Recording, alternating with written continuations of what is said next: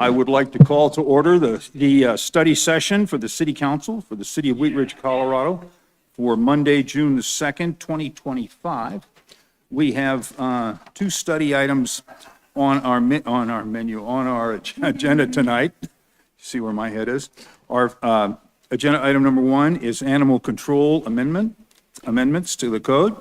And item number two is social club amendments.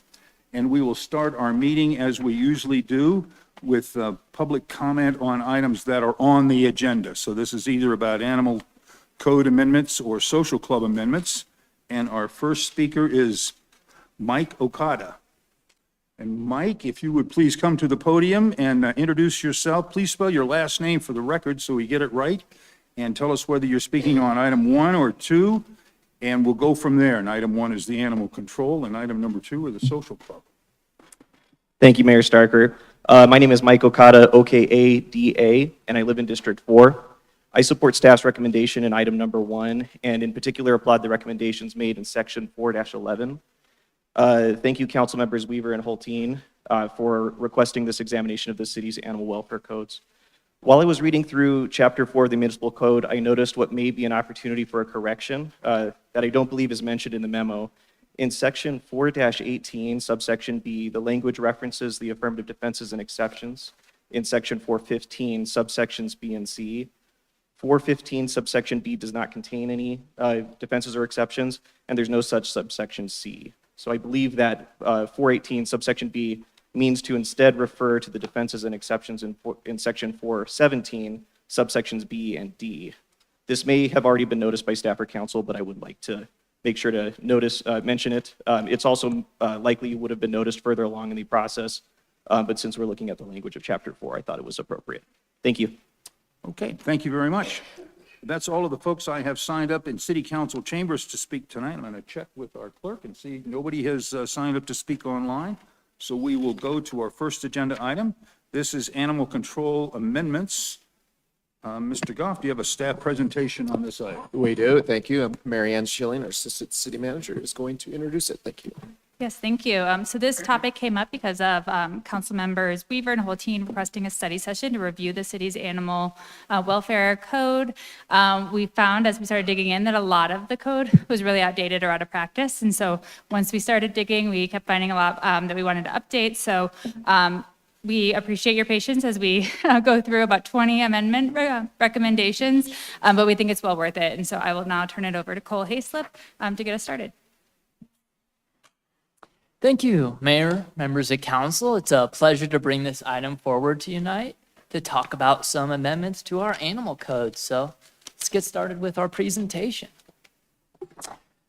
To start off with, let's go through the agenda for this presentation. We're going to begin with an introduction that explains kind of how we got here to this moment and sets us up for success to discuss those animal code items in more detail before concluding with the opportunity for council to ask any questions.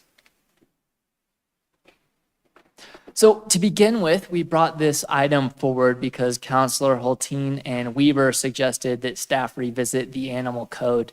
And once we got into that, it was a good recommendation indeed, because there was a lot that needed to have a look taken at it.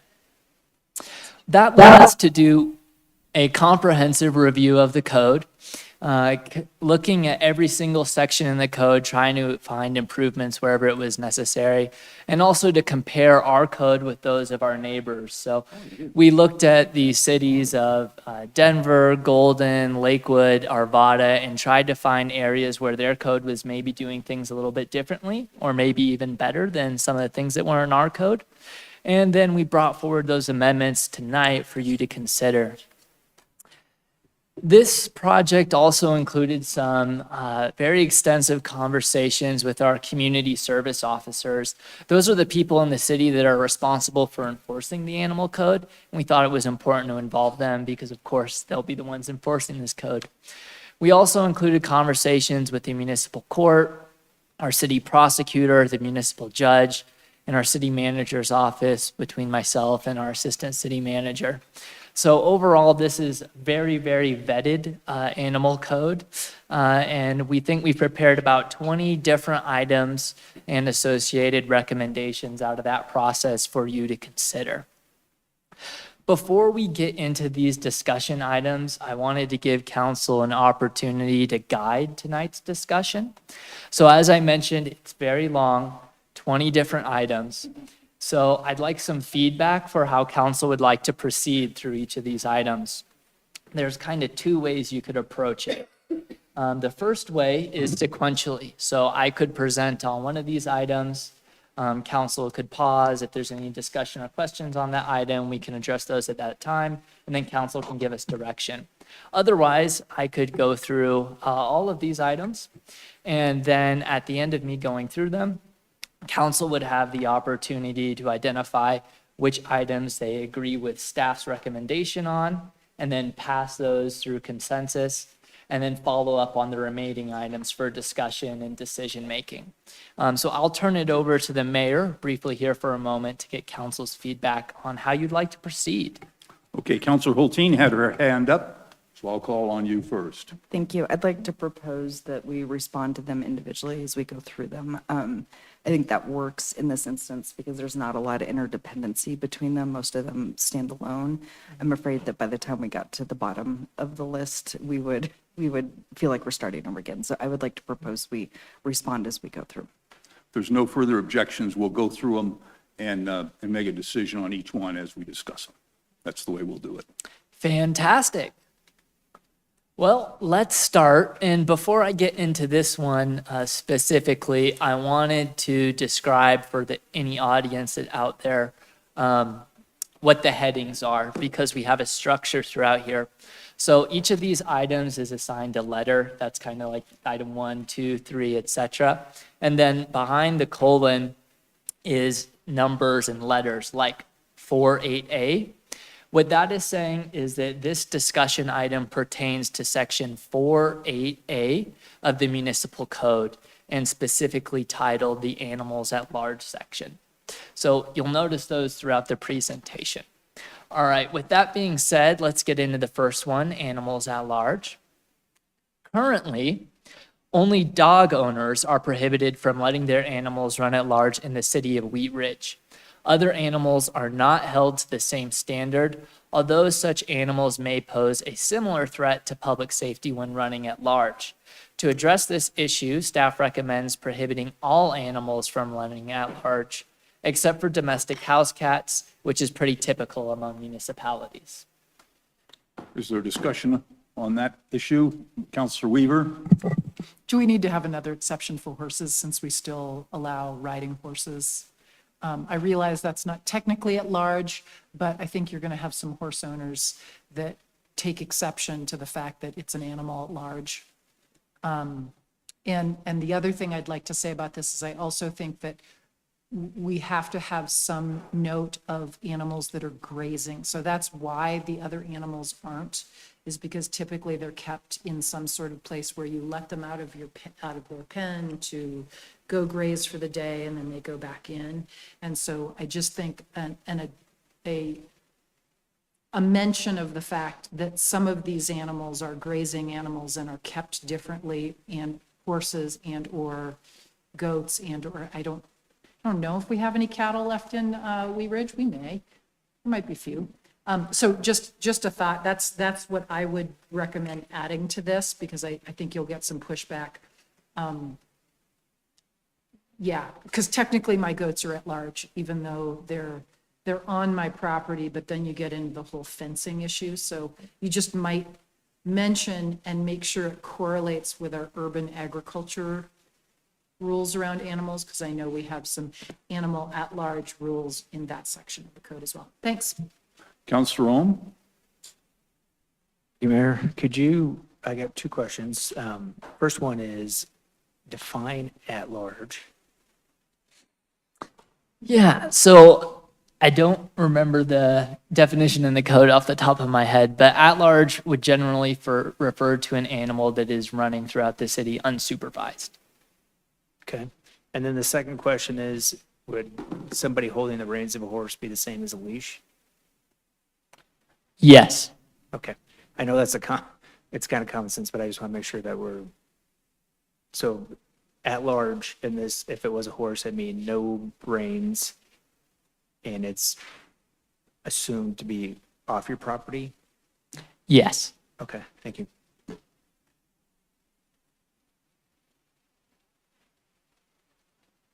Let me ask on the grazing animals that Counselor Weaver indicated, would a fenced containment for those animals be not running at large?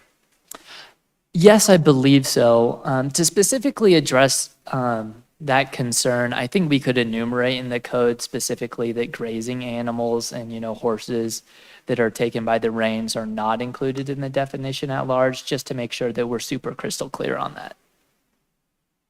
Is there further, Counselor Snell? Is there wording or verbiage in the agricultural portion? Is there any mention of it? I just didn't want to have, in this section, you included, and then there's something slightly different in the agricultural section, like Counselor Weaver was mentioning about fenced animals, grazing animals. Just worth a Enclosures. just checking. Yeah, just worth checking. Yeah, I believe enclosures are spoken to in the agricultural section of the code. Okay, okay. Counselor Weaver? I think I can answer that question only because I'm very familiar with this part of the code. It does talk about animals at large, and it talks about horse equivalents. So all of these animals have a horse equivalent for the containment and the amount of space they need to have and things like that. So just, yeah, let's just make sure they're. So staff is recommending to prohibit all animals from running at large except for domestic house cats and clarify the grazing that we just discussed. Do we have consensus on that, or do you have a question on that? Question. Okay. I guess I'm Counselor still Weaver has a not- question. Thank you. I'm still not clear on like what the exception is for grazing animals, because it's my understanding it sounds like what we have defined is if something is contained within a fenced area, it's not considered at large. Is that correct? Yep. May I answer? This has come up several times with the animals grazing at Lewis Meadows. What's the difference between a fenced-in area that dogs at large could stay in versus an area that goats can stay in? So I think defining the difference, we get into the minutia of what's a dog park and what's a fenced-in area for a dog versus what's a fenced-in area for grazing animals. And I know that has been a thing that has come up in question at Lewis Meadows. And so I'm just commenting that we should be ready for the fact that constituents have pressed that question about, well, what are animals at large and why can't my dog graze in the field? Okay, but are the goats contained in a fence within? Yes, they are. They are. Now, it's not my property when they're grazing on public property. Right. So it seems to me like we've got some consistency about when animals are out of a fenced and enclosed area, not on an owner's property, that is at large. Is that consistent? Yes. Definition, okay. All right. I'm okay with this. I just want to make note that I, over the years, occasionally have received emails from constituents who would like us to include domestic cats in this for the well-being of songbirds and also the well-being of cats. We actually had a cat hit on our street like just 2 weeks ago. So I think it'd be pretty hard to enforce, but I just, for the record, want to say that domestic house cats are at risk themselves and also cause damage to our environment when they're out. Thanks. Counselor Larson? Yeah, thank you. Just real quickly, if a dog is running off leash in a backyard, is that at large? No. Thank you. Do we have consensus on the discussion we just had? We do. All right, moving on to item B from section 48C, off-leash dog park regulations. All of our Chapter 4 animal code violations are considered criminal offenses, which would require a jury trial to prosecute because there's the possibility that jail time could be associated with it. This includes violations of the city's off-leash dog park rules. However, when we took a look at it as staff, we felt like these dog park infractions were relatively minor and that it would be exceedingly rare that we would ever seek jail time for such offenses. And in the cases where, such behavior would warrant that, it would likely be covered by other parts of our municipal code. So after reviewing this, we spoke with our Parks and Recreation, municipal courts, and community service offers, which supported the recommendation to move this part of the code from Chapter 4 to our Parks and Recreation Code, where they could be addressed as civil violations rather than criminal violations. And that is the recommendation. We have discussion on this recommendation. Do we have consensus to move forward with this recommendation? Is that a question or is that a consensus? Okay, question for Councilor Ohm. So, how do you differentiate between a dog biting somebody in a dog park, which I would assume would be criminal, but this sounds like it wouldn't be criminal? So the question is, how do you differentiate between a dog biting and a dog barking? Well, it seems that this is specifically for dog park regulations. Yeah. And that's something, I guess I saw the intent is anything that happens in that dog park is put in the bucket of the off-leash dog park regulation and changing things that happen in there to non-criminal. And I guess the issue I have is if a dog is biting somebody, it should not be a fine. Yeah, absolutely. I understand your question better now. Thank you. So we're specifically talking about moving the items that are specific to the dog park. So if it was something like a dog biting, which is not specific to the dog park, then we would keep that as a Chapter 4 violation. Is there any further discussion on item B, which deals with civil rather than criminal? Do we have consensus to move forward with the recommendation? We do. Good. Please continue. All right, item C, section 410B, owners required to report bites. Animals that bite persons must be confined for 10 days and held until approved by the city's community service officer. This is largely due to concerns related to rabies. In our code, we don't define what a reportable bite is. We feel like there's some gray area in there that we would like to clear up. We would like to define a reportable bite as one that causes a wound breaking the skin, because those are the types of bites that are most concerning when related to rabies. We would also recommend requiring the animal owner to file an instant report with the city's CSOs within 48 hours of the incident. That way we're aware that the dog inflicted a bite and we can enact our standard rabies protocol. So that is the recommendation, to amend the code to specify that the confinement is required for any bite that causes a wound breaking the skin, and that the owner of the animal inflicting the bite must file an incident report within 48 hours. Okay, discussion on item C on staff's recommendation. Councilor Weaver. I think I read somewhere, what is the rabies protocol? Because I didn't see a listing in here of the owner being able to come forward and say, here's the rabies registration for this dog. I thought I read something like 10 days or something. And that seems kind of inappropriate now that most of our dogs have been vaccinated for rabies and we have to carry that. They have to have that on their collar. Yeah, so I won't be able to give the most detailed description of what that protocol is for rabies. But typically we require that if a dog bites a person that they be held in quarantine. That way a licensed veterinarian can observe them to see if they have any signs that rabies caused that. If there are any signs that rabies caused it, then they have to do a test, which requires euthanizing the dog.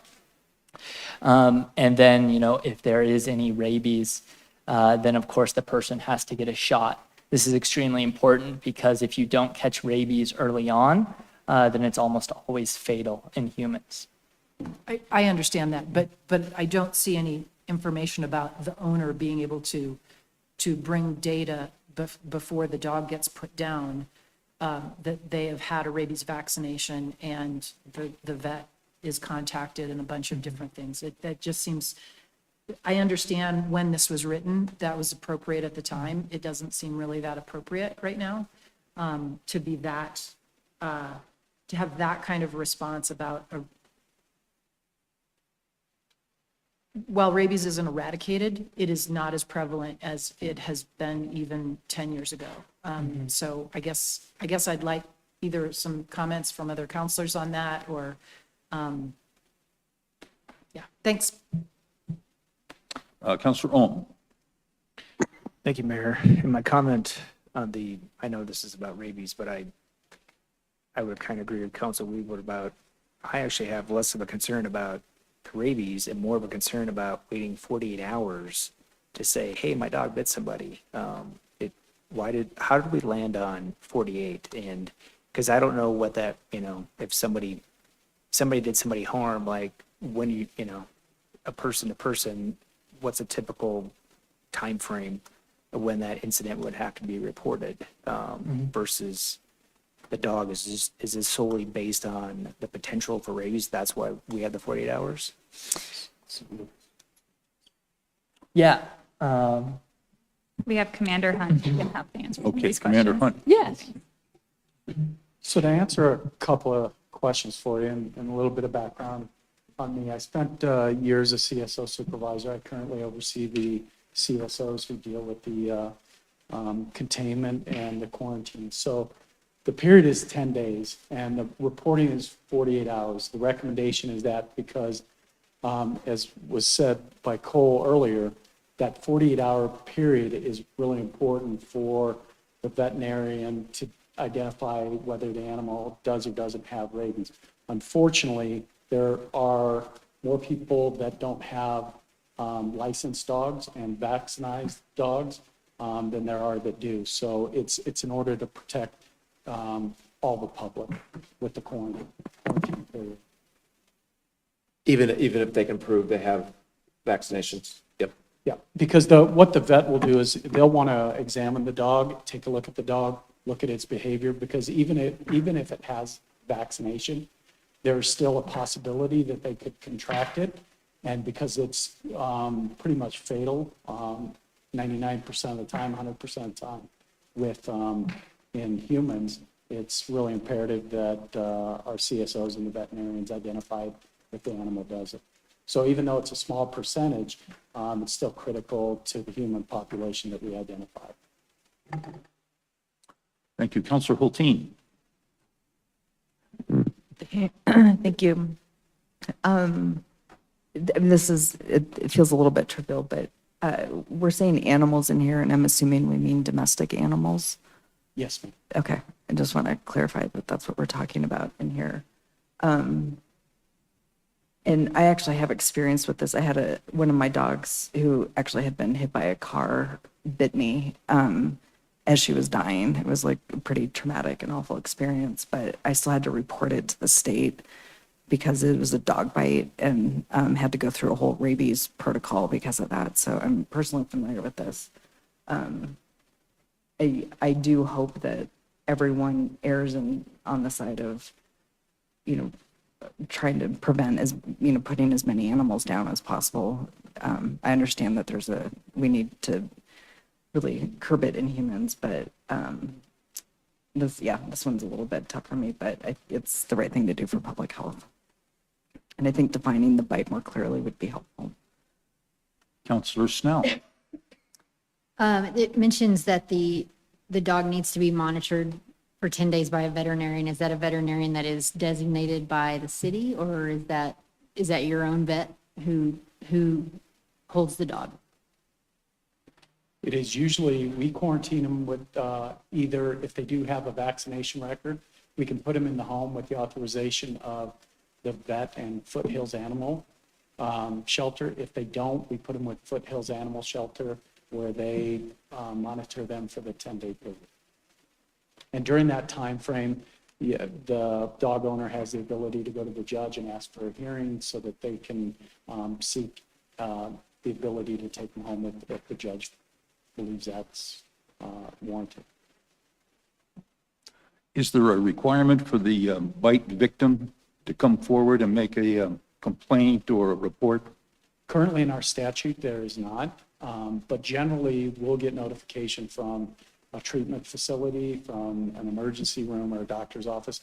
They're mandated by Department of Health to report those bites. So CSOs may get them, but they may get them 48, 72 a week later. So there's no guarantee that we're going to get them as quickly as we would like. And I think that's a reason for the 48-hour recommendation. Thank you. Is there further discussion on this? Councilor Larson? Another real quick question. Since this is something in Chapter 4, would a violation of this, somebody not reporting or whatever, would it still be considered a criminal offense? Yes. Thank you. Is there further discussion on the recommendation? Is there consensus to adopt staff's recommendation for item C? We do have that approved. Going on to item D, please. Item D, Section 410E, rabies quarantine vaccinations. As spoken to earlier, rabies is a viral disease transmitted through the bite of an infected animal. Animals that bite humans must be quarantined and evaluated by a licensed veterinarian. To maintain accurate testing, the city of Wheat Ridge prohibits owners from euthanizing these animals before they are confined by the city's community service officers. Additionally, vaccinating these animals before quarantine and evaluation can similarly interfere with symptom observation and test accuracy. In order to address that, we are recommending that we prohibit animal owners from administering a rabies vaccination to an animal under quarantine unless approved by a community service officer. Councilor Larson? How would somebody administer a rabies vaccine to a dog that's in quarantine? Interesting. Well, the owner, before the dog is put in quarantine, would likely do that. Once it is placed in the hands of someone else, it would be more unlikely. But before it's actually placed into the quarantine, so from the bite until that point, there's a period of time where it would be available to do that. And I think the concern is that someone might do that out of a fear of the repercussions to their animal had it not been vaccinated prior. And the trouble with that is it just really impacts the accuracy of the rabies test, which is crucial in this circumstance. Is there further discussion on item D? Is there consensus to adopt the staff recommendations on item D, which is to prohibit animal owners from administering a rabies vaccination to an animal under quarantine after it has bit a person? Do we have consensus on that? We do. Item E, Section 410H, rabies outbreak powers. And I'm willing to bet they didn't put this one in your orientation packet, Mr. Mayor.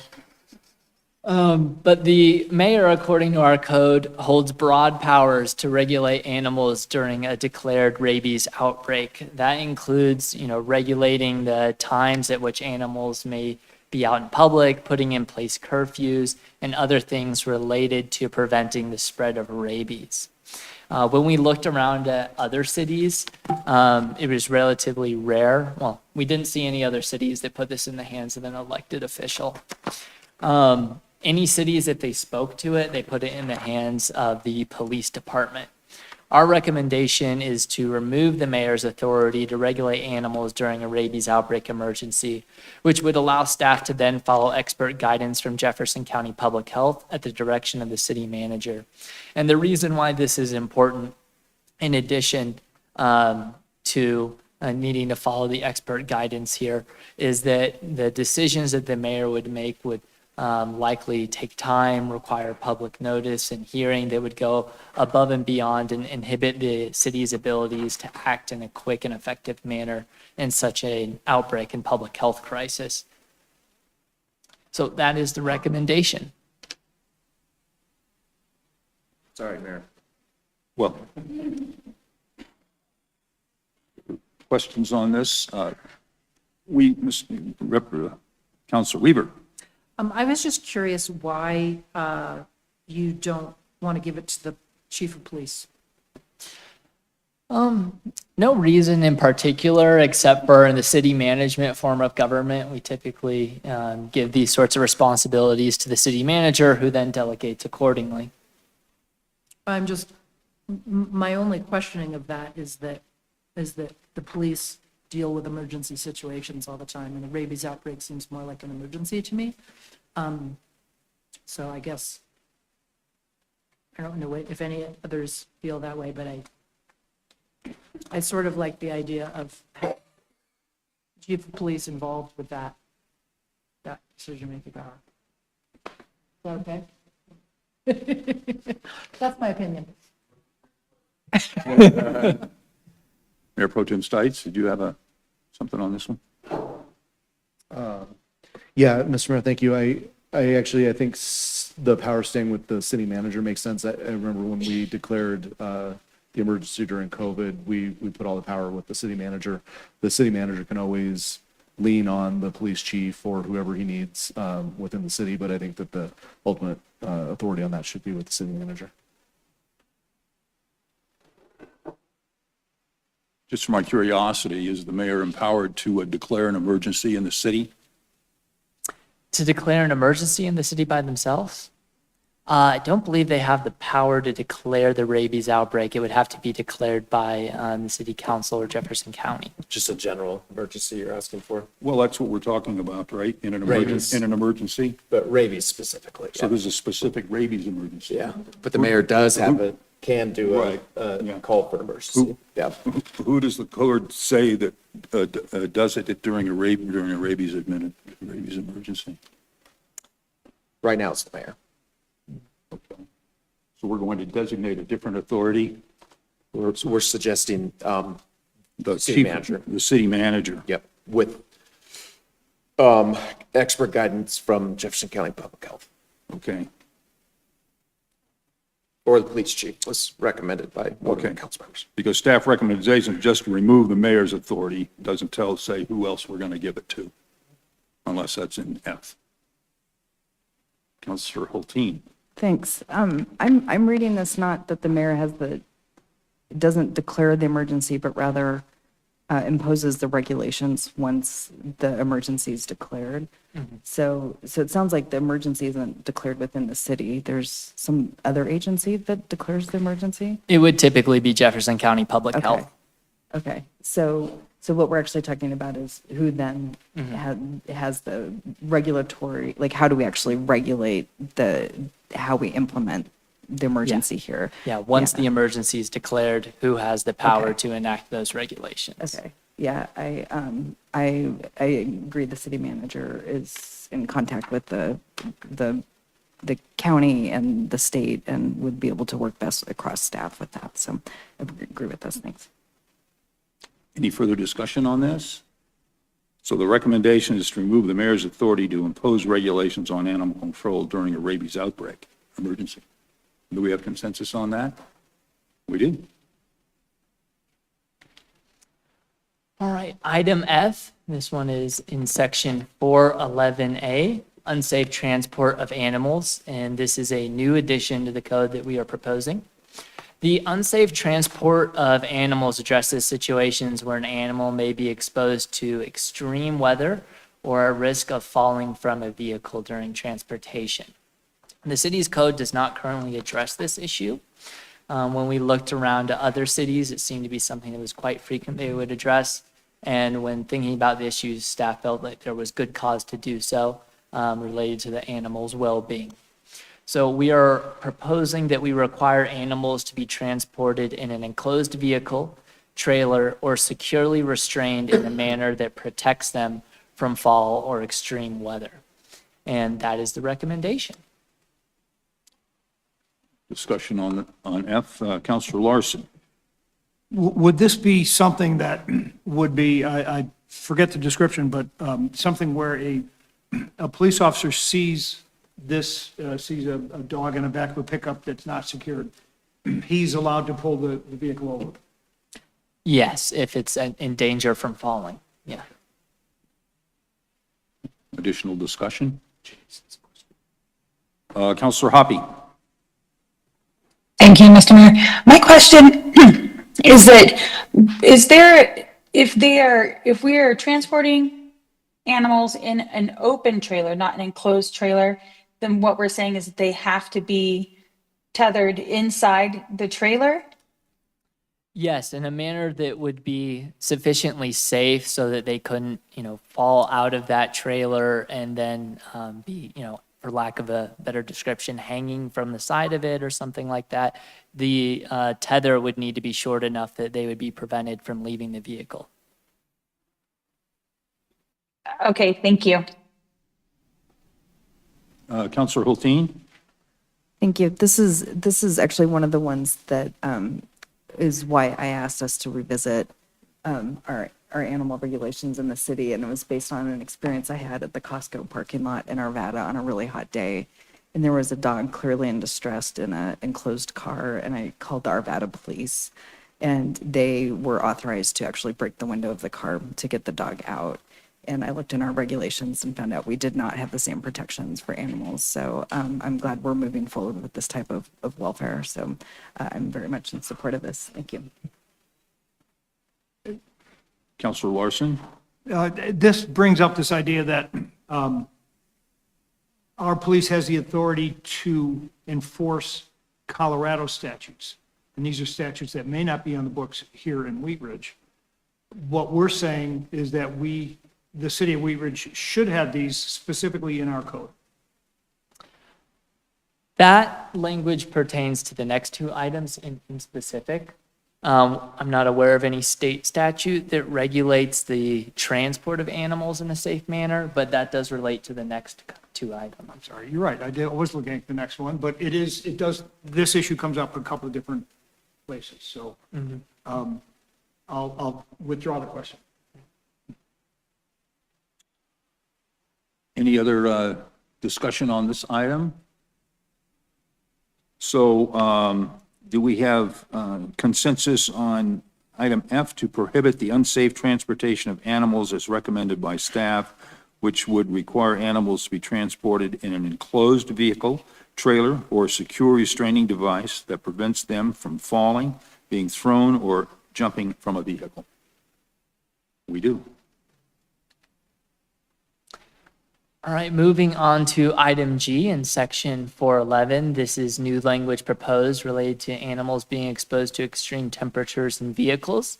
This one was also proposed that we take a look at it by Councilor Hulteen. Several cities prohibit exposing animals to unsafe conditions, but as was mentioned earlier, this prohibition is not currently codified in the city of Wheat Ridge. Instead, staff relies on state law to address these situations, which we do have to do from time to time. However, staff is recommending that we codify this prohibition locally to strengthen local authority to provide a clear city-specific legal framework for enforcement. And if we were to do this, if the state changed their language in any way, ours would still be in place. So it would give us a foundation that would not be subject to changes at the State House. So the recommendation, again, is to codify a prohibition on leaving animals in conditions that expose it to extreme temperatures or any other circumstances that endanger their health or well-being. Counselor Larson. Thank you, Mayor. Could you kind of walk me through what that would actually look like at the parking lot at the grocery store? If there is an animal inside a vehicle that's obviously suffering, what steps are required of the CSO or the police department? And how is I guess the operator of the vehicle, how are they kind of brought into it? Commander Hunt will walk us through that. So what typically happens in a situation where you have a vehicle left in a car is the police department will get call for service. So the officer, CSO, whoever goes out and investigates it, they'll take a look at what is the temperature of the day? Are the windows rolled down? Does the animal have water inside the vehicle? Where's the vehicle parked? Is it parked in the shade? So it's really that totality of everything. And as we talked, we do have the authority under the state statute to, if needed, rescue the animal, which means break the window. So I think that investigation really looks different in every different situation. It could be the cold. Is the animal left out there for a long period of time? Does it have covering? Is it exposed to the elements? So in one situation, it could be out in the back of a vehicle. Another, it could be inside the vehicle. Our CSOs have heat thermometers, so they can point it at the dog. They can see what the temperature is inside the vehicle. And generally, we look for an elevation of about 10 to 15 degrees above whatever the temperature is. So if it's 50 degrees outside and it's 60 inside, the animal's fine. But does it have water and food and that sort of thing? And how long has it been left there? Now, if it's a 90-degree day, more than likely it's going to be 100 degrees inside. They can actually take the temperature of the animal as well. And if they feel that it's at risk, they can't get a hold of the owner by doing a check on the license plate to see who it is, then they will usually consult with the supervisor and get authorization to break that window to remove the dog. Would the officer stay on scene then waiting for the owner? And then what happens when the owner finally shows up? At that point, they'll absolutely see if they can get a hold of the owner. They'll do a search for the license plate to see who the register owner is. They may take a look at a picture of a driver's license, see if they can identify a person. So if it's in a Costco parking lot or a Safeway parking lot, they'll look for that person that maybe matches for that. They'll sit there, they'll remove the dog, they'll put it in a safe area, and they'll wait for the registered owner to come back. If not, if it doesn't, the owner doesn't show up, they'll take that information, they'll follow up on that registration, they'll take the dog, put it in animal foothills shelter for safekeeping, and then we'll try and go through the notification, identification of the dog owner. They'll run tags on the dog to see if it has the microchip in it so that we can identify the owner that way as well. Further discussion on this item, item G. So do we have a consensus to go with staff recommendation? We do, thank you. All right, item H pertaining to section 411 and the unsafe keeping of animals. This language would also be new and is related. This was also suggested by Councilor Hulteen. Several cities also prohibit the unsafe keeping of animals and permit officers to rescue the animals in cases where they are being kept unsafe. This rule, just like the last one, not codified in the city of Wheat Ridge, but we rely on state law to address these situations. And just like the last one, we're recommending that we codify this prohibition locally to strengthen local authority and provide that clear city-specific legal framework for enforcement. Okay, do we have discussion on this item? Councilor Larson? Would the, to get some sort of a warrant or some sort of authorization that allows them to enter a private residence? This would allow them to do that without a warrant. So they would not be allowed to take evidence for other things. They would only be allowed to go in there to perform the rescue operation. Thank you. Any other further questions on this item? Councilor Weaver? I'm sorry. How is this different from animal cruelty?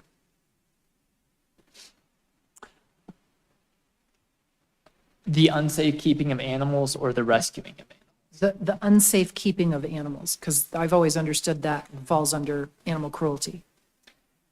They are related, and there are times when there's unsafe keeping, and at the city, we've enforced it as animal cruelty. Okay. So This is would just- be adding specificity to that charge. No problem. Thank you for the clarification.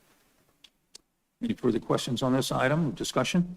Do we have consensus to move forward with the staff recommendation on this one? We do. Thank you very much. Item I pertaining to section 414B titled exceptions. So currently in the city of Wheat Ridge, it is illegal to possess exotic or wild animals. And the way our code defines that is we simply declare that all animals are exotic, except for a small subset of animals which are domestic or for agricultural purposes and are expressly allowed. In addition to this framework, the code allows the chief of police to grant renewable one-year exceptions to this prohibition. In the past, these exceptions have rarely been requested, although in recent memory and in the future, we're anticipating that the city will receive more of these requests. In order to address that and prepare this section of the code to be more effective for administrative and enforcement purposes, we're recommending updating the language in here to allow the chief to impose reasonable conditions on the keeping of these animals, to include a one-time $50 application fee that covers the city's cost of investigation at the first time that interested parties would apply for this exemption. And additionally, just to clarify some of the administrative procedures that are required to put this part of the code into better action. So the recommendation here is to amend the chief's exemption process as described. Discussion on I. Counselor Weaver. I would like to know if the kangaroo facility falls under this. Yes. Does- It would. Great, thank you. Counselor Rome. The only question I have is just the $50 application fee seems quite low. If you can explain that. Yeah, $50 isn't a set number. If you wanted to charge more, you could. If you wanted to charge less, you could. We wouldn't be too concerned. We feel like there needs to be a fee just to cover the city's cost for investigatory purposes. But additionally, when we have a fee for these sorts of things, we generally get a better application that requires less follow-up work because people put more effort into it. There's a fee associated. I think part of the reason for the $50 fee is there's a wide range of people who would apply to this. So for example, and this is related to the next item, but we have a business in town, Reptile Room, that we anticipate would have to go through this process. As a business, they would be required to pay the $50 fee, and maybe they're more able to do so, but maybe someone who, is just the owner of one of these sorts of animals wouldn't be as able to provide that $50 fee. So I think setting it on the lower end of what we could have possibly charged was in order to make sure it was an equitable fee for those who had the least of the means to pay that. And also to encourage people to actually do it. Counselor Larson. Thank you, Mayor. And just so we're clear, the definition of exotic animals will be covered in the next item. Yes.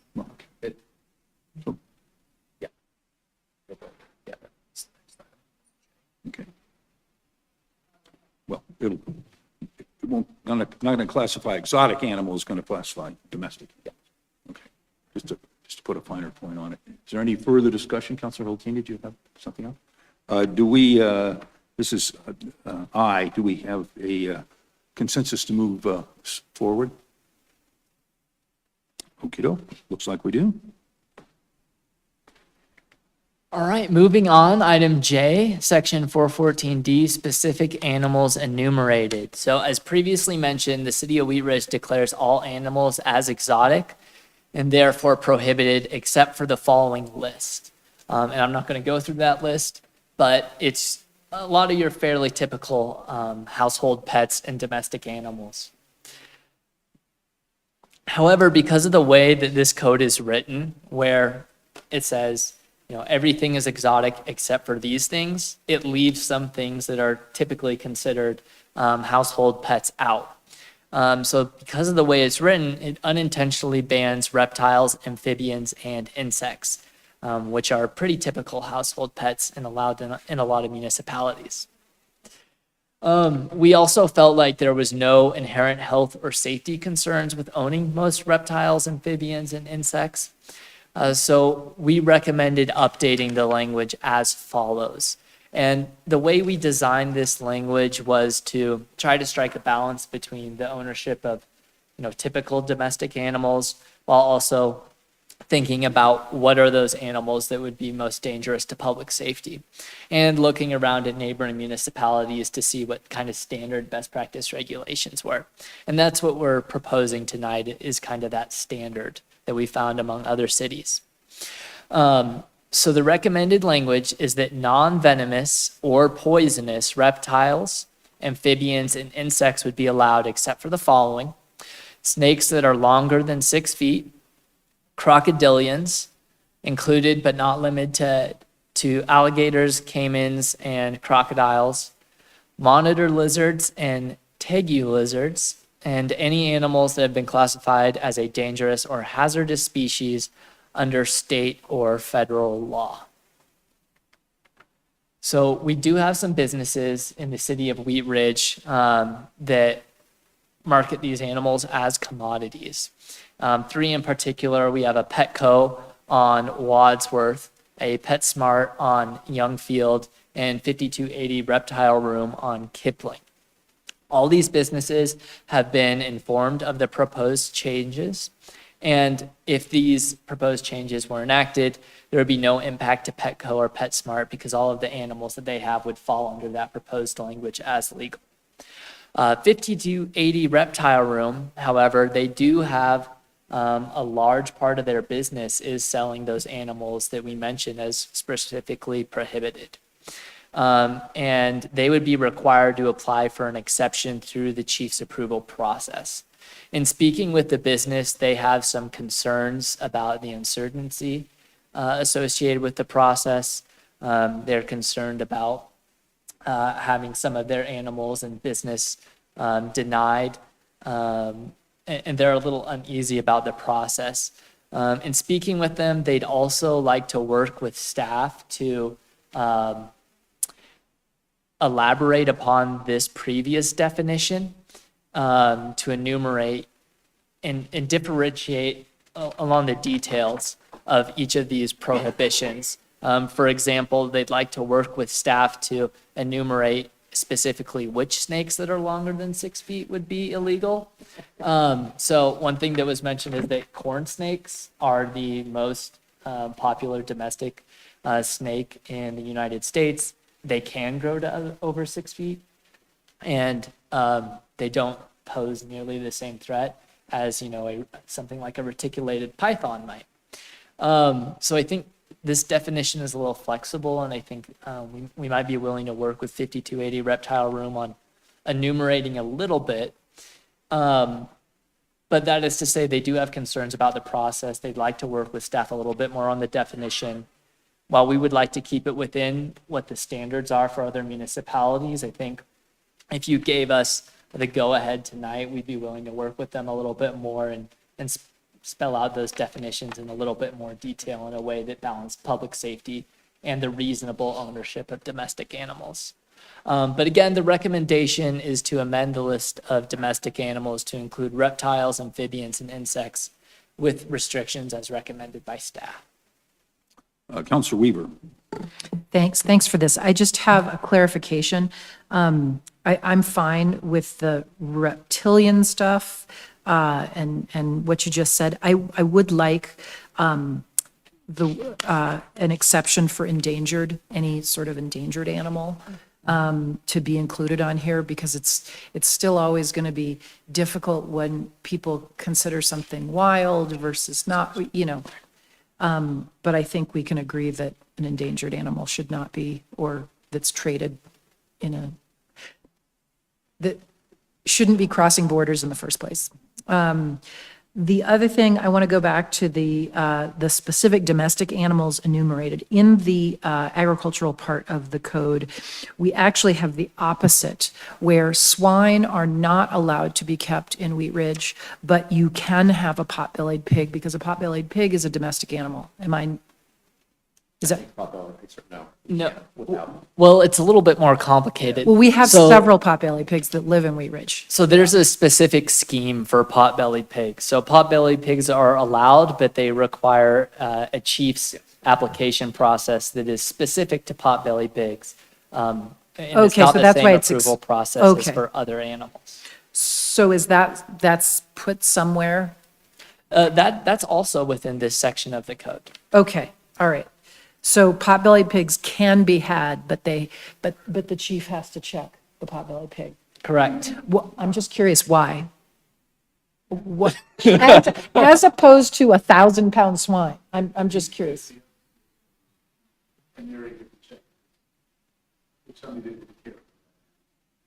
Okay, all right. I was just curious. Can you tell me about the swine? Because I've always understood that we are not allowed to have swine, domesticated swine, keep them, sell them, eat them. Is that true? I don't know. That- Don't know, does anybody I in was our told back that when I row bought the farm. know? Lucas, do you know anything about that? You guys want to, I'm sorry, that was come to the it, mic, yeah. please. Is that under our ag, are you looking in the ag section? These are in the, I just know they're in the ag rules. Because potbelly pigs are also, I just want to make sure that this coincides with what's in the ag rules, because I know there's a mention of potbelly pigs. Because this is the first time I've heard that about potbelly pigs. Right, there is I believe a ordinance that does not allow potbelly pigs, or excuse me, the swine, but potbelly pigs are allowed, but they have to be under a certain weight, well cared for, those type of things. So the CSOs will actually go out and they'll do inspections on them to make sure that they fit the requirements of our ordinance, but swines are not allowed. Okay, so we should take out swine from this list of domestic animals. Otherwise, I'm going to start having pigs at the farm. But I know that in the agricultural stuff, Wheat Ridge for many, many years has said no pig farms, basically. It's in the zoning code. Is it in the zoning code where it speaks to swines Yeah. in certain zone districts? You cannot have swine anywhere in Wheat Ridge. And I'm not arguing for it, I just think we should take it out from this. I really don't want to keep swine, actually. And the reason it's in there is because they tend to be stinky Yes. and really disturb neighbors, so. No offense to swine out there. While you're researching this, can we go to Councilor Hulteen? Yes. Thank you. So I was surprised to learn in this process that I'm harboring an illegal, adorable crested gecko that I actually got from Councilmember Hoppy. So we're illegally trading geckos on this council. I'm glad to hear you're working with 5280 as we were going through this. Because I've got this gecko, I'm there frequently getting feeder crickets and good stuff. And a lot of what they have there, the definition of venomous and poisonous is a little bit more gray, I think, than we'd like to think it is, because there are very small little frogs that are poisonous but don't really pose a threat. So I think working with them to better figure out what is that definition of poisonous and venomous, because I think that's a little bit more gray.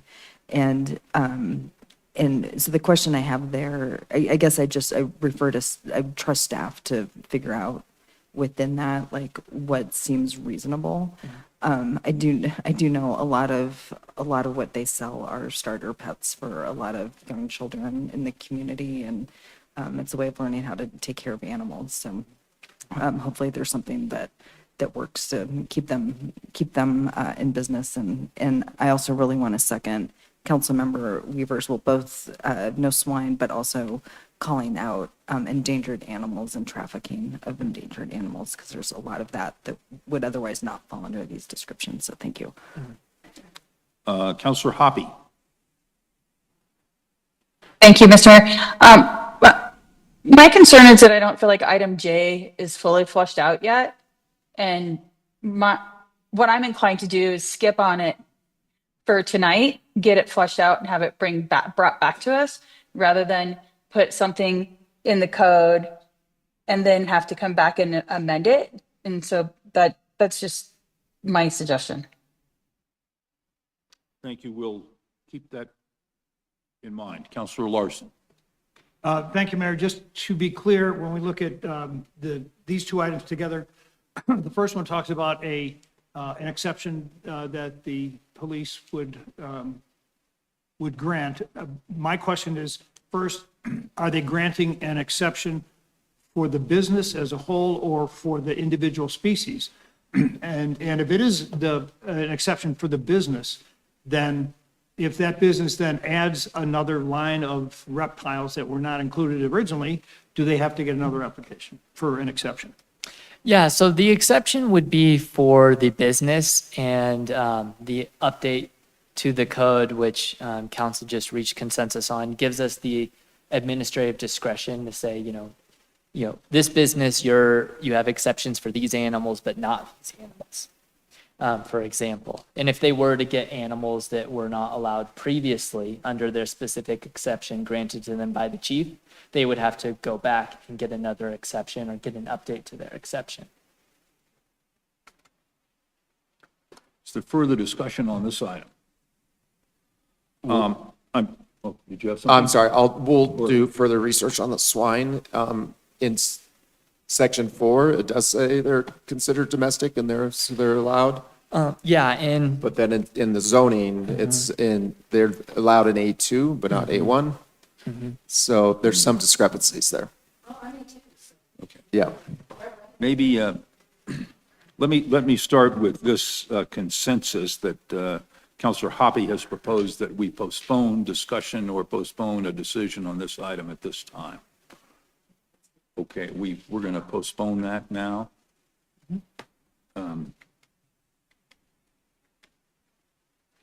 all right, well then moving on to item K, section 417A and B, vicious animal defenses. So it is unlawful for a dog owner to keep a dangerous dog or a vicious animal in the city. If an owner is accused of harboring a dangerous dog, they can present a defense during the animal's prosecution based on specific circumstances such as robbery, protection, or provocation. So in other words, if someone was to accuse a dog of being dangerous and it went to court, it would be a valid defense for that person to say, well, yeah, my dog bit that person, but it's because they were trying to steal from my house. So that is the framework that's in place for dangerous dogs. The definition of vicious animals is quite similar to that of dangerous dogs. It simply just applies to all animals that aren't dogs. However, those same defenses are not available for vicious animals. And we would like to expand those defenses that are available to vicious dogs, or dangerous dogs, to vicious animals, so that we could ensure that animals with reasonable cause have an affirmative defense in court. And so this would allow, for example, if a cat had scratched someone and was brought to municipal court as a vicious animal, that would allow that person to similarly say, well, hey, that person was provoking my cat on my property. And that would be a valid defense. So again, the recommendation is to expand these affirmative defenses for dangerous dogs to apply to vicious animals. Counselor Weaver. I agree with this. I just have a quick question.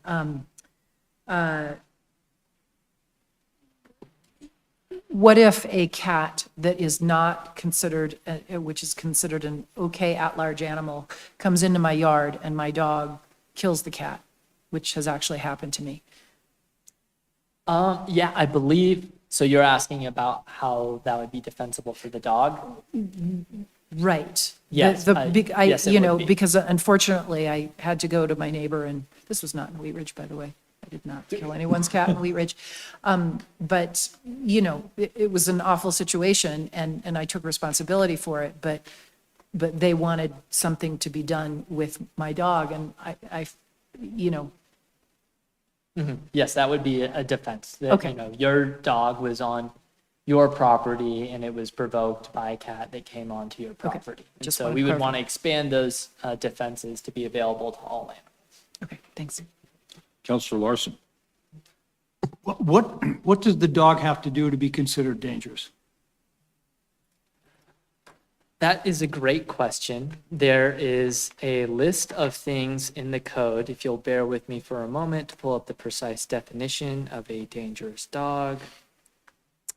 A dangerous dog means any dog that inflicts or causes bodily injury, serious bodily injury upon a person, or death upon a person or domestic animal, or engages in or has been trained for animal fighting, or has been determined by a court of record within the state of Colorado to be a vicious or dangerous animal, and its owner does not comply with the conditions imposed by state statute, local ordinance, or court order for ownership of said animal. And then we also have an aggressive dog definition.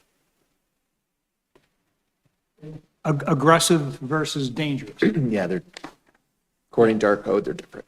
Yes, the aggressive dog definition is for slightly less consequential offenses. So it would be one that is aggressively barking, for example. I can read the definition if you'd like. So the dog actually has to do something, though. Yes. The dog may have a mean streak, but he's never bitten anybody. He's never attacked anybody. That's not a dangerous dog.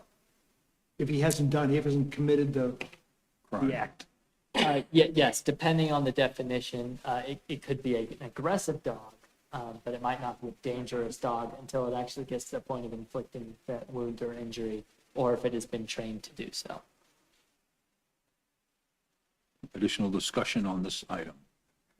Counselor Snell.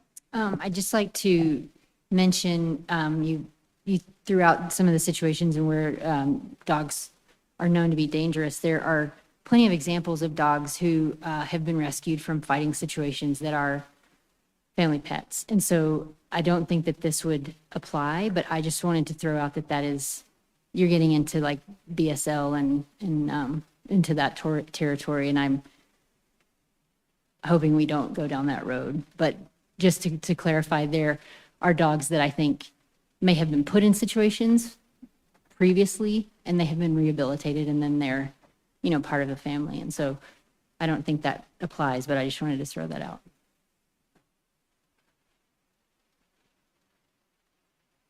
Additional discussion on the recommendations for K, or letter K. Do we have a consensus to move forward with staff's recommendation on this item? Looks like we do. Item L pertaining to section 417E9. Can't quite see that top word.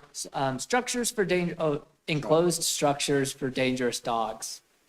So dangerous dogs have to be kept in escape-proof enclosures that are securely locked and prevent escape. In addition to these technical requirements, other municipalities mandate that the enclosure prevent accidental entry by anyone, including children. And that could include, depending on the enclosure, putting things like signage in space, making sure that any makeshift repairs are adequate, etc. And we would recommend expanding the code to include a similar provision so that the escape-proof enclosure was defined not only by its technical requirements, but by the outcome, which would, again, be evidenced by whether or not people would accidentally enter it. So this provision, if we were to expand it, it would require any safety features that were not explicitly listed that would result in someone accidentally wandering into the enclosure. So our recommendation is to require these outdoor enclosures for dangerous dogs to be designed to prevent accidental entry by anyone, including children. Counselor Hulteen. I have a clarifying question. In the previous thing we just discussed, it opens and says, it is unlawful for a dog owner to keep, harbor, or possess a dangerous dog or vicious animal in the city. So we just said it's not legal to have one of these, and now we're discussing the mechanisms in which you do have them. So can you help us understand? Understand circumstances where that may happen. Yeah, because the wording on the first one made it sound like it's not legal to actually have these dogs. Yeah, so, animals. and maybe And Commander Hunt may be able to help with this a little bit, but my current understanding is that when you're accused of having a dangerous dog, you go to court for that. And then the judge will put certain restrictions on the animal in place. This may be one of those, in addition to others that stipulate how you are to keep that dangerous dog moving forward. But So the question is, so the question is that the previous, so the definition in the municipal code says that you're not allowed to keep a dangerous dog. However, here we're talking about how to keep a dangerous dog. so a dangerous dog could be, let's say you have a property that you have a protection dog, a guard dog. So that's trained to be aggressive, dangerous. And what this is doing is preventing people from coming onto that property, getting access to that animal. That animal can be there for the protection of individuals, property, but we don't want people to be able to get on that property. So really, this is what this is talking about, is having that dog inside a property, having somebody come in there and be bit and then hold that property owner accountable for it. Okay, I guess I'm just, Still. yeah, it's a We've got a little bit, problem there. So the code reads, in the first instance of a dog biting an individual or being aggressive, it can be seen, and you go to court and it classifies as a dangerous dog. Well, that's through the court system. Well, if it then comes back a second time, you can have a vicious dog. And those steps really allow the judge and the legal process to then euthanize the animal, because they've shown a propensity to not only be dangerous, but vicious. So dangerous, we talked about an animal that would be aggressive. So you're walking down a path on the greenbelt, and this dog gets, it may not be aggressive towards a person, but it might be aggressive towards another animal. And it's just aggressive to that animal. It's not dangerous unless you're another dog. So it really puts the responsibility back on the owner to control the dog, to make sure that that dog is held in a certain restrictive area to keep it from going off and biting another animal. But I So- think the point is our code specifically says it's unlawful for a dog owner to keep, harbor, or possess a dangerous dog. Yeah, and I think So we the. need to change that language, I think. Yeah, I think the issue is that it says that, and that's the way that whoever wrote the ordinance structured it, but that's not what it means in plain speaking language, so to speak. So you can have a dangerous dog, and we allow dangerous dogs, but the way it was written in there like that was to prevent people from keeping them unlawfully. What So it needs to probably be- needs some it needs to be clarification and clarified. improvement. Yeah. yeah, so it sounds like we need to update our definition of aggressive, dangerous, and vicious to be consistent with how we enforce that. And so do we need to include in here something that changes the language around it's unlawful? to We keep it do. We need to dangerous? look at this more closely. Okay. Would you like to pull this off? Yeah, I mean, or do more research and bring it back, along with the other one as well. Yeah, I'd like to move for us to pull this and bring back with a look at the definitions of dangerous, of aggressive, dangerous, and vicious. Because it sounds like those tie together and we're running into conflicts within what's here. We have consensus to hold off on L and bring back a better definition of a dangerous dog and that, okay. And that's L, and I would like It's- to, And there's an Also K, K. it's K as well. K and L are tied together. Okay, so we're going to X out that and do K and L. Okay, we will now Alright. go to M. And we might want to do M as well, which relates to the transfer of dangerous dogs. I would think so. We'll put this with that, okay? Okay, so we can check that off our list. Yeah. Okay, And then, then we will go then to N as in Nancy. Yes. All right, moving on to item N in our licensing authority. Cats and dogs are required to maintain or obtain a mile-high rabies tag, which was recently eliminated and replaced with a different tag structure by the licensing agency that delivers that tag. As a result, it's kind of confusing. And the city's uncodified policy requires dog owners not to obtain that mile-high rabies tag, but in practice, we require them to obtain a license through Foothills Animal Shelter, which is our, in practice, licensing agency as a city. Additionally, what's confusing about this language is it requires the city of Wheat Ridge for people to license their cats, but in practice, we as a city do not require cats to be licensed. And Foothills Animal Shelter, our in practice licensing agency, does not license cats. So we are recommending to remove any mention of mile-high rabies tag and cat licensing from the code and allow staff to designate licensing agencies for dogs moving forward to give us the flexibility to adjust to that licensing agency as needed. Discussion on this, Weaver? Oh, you're just doing hands up. Do we have consensus to move forward on this recommendation? We do. Let's see, this is N.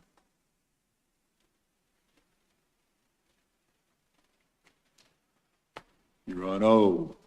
Yes. My pointer's being slow now. We all are. All right. Child-proof structures for guard dogs. So the city does permit guard dogs for the protection of people and property. These guard dogs have to be confined within an enclosure that's adequate to prevent escape. These enclosures should be regulated similarly to those for dangerous dogs. So we are suggesting that in addition to the technical requirements for these enclosures, that they be required to meet a standard where they would not allow accidental entry by anyone, including children.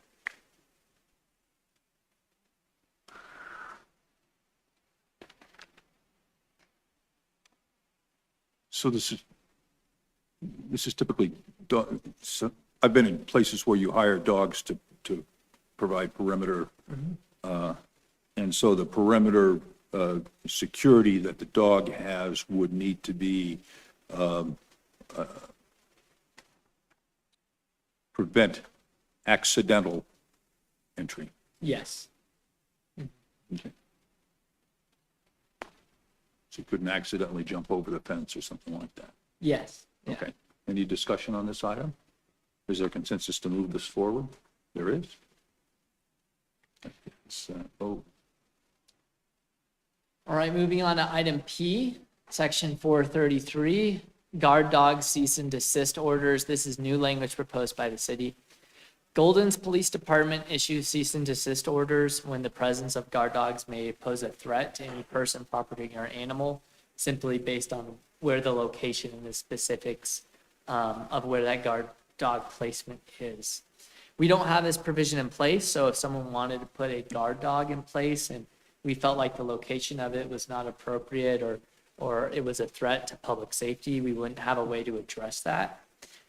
So we feel like by instituting that similar provision, we could further enhance public safety while allowing property owners the option to appeal that decision from the city. So our recommendation is to authorize the Wheat Ridge Police Department to issue cease and desist orders to property owners who place guard dogs on their premise, with the order subject to an administrative hearings appeals process.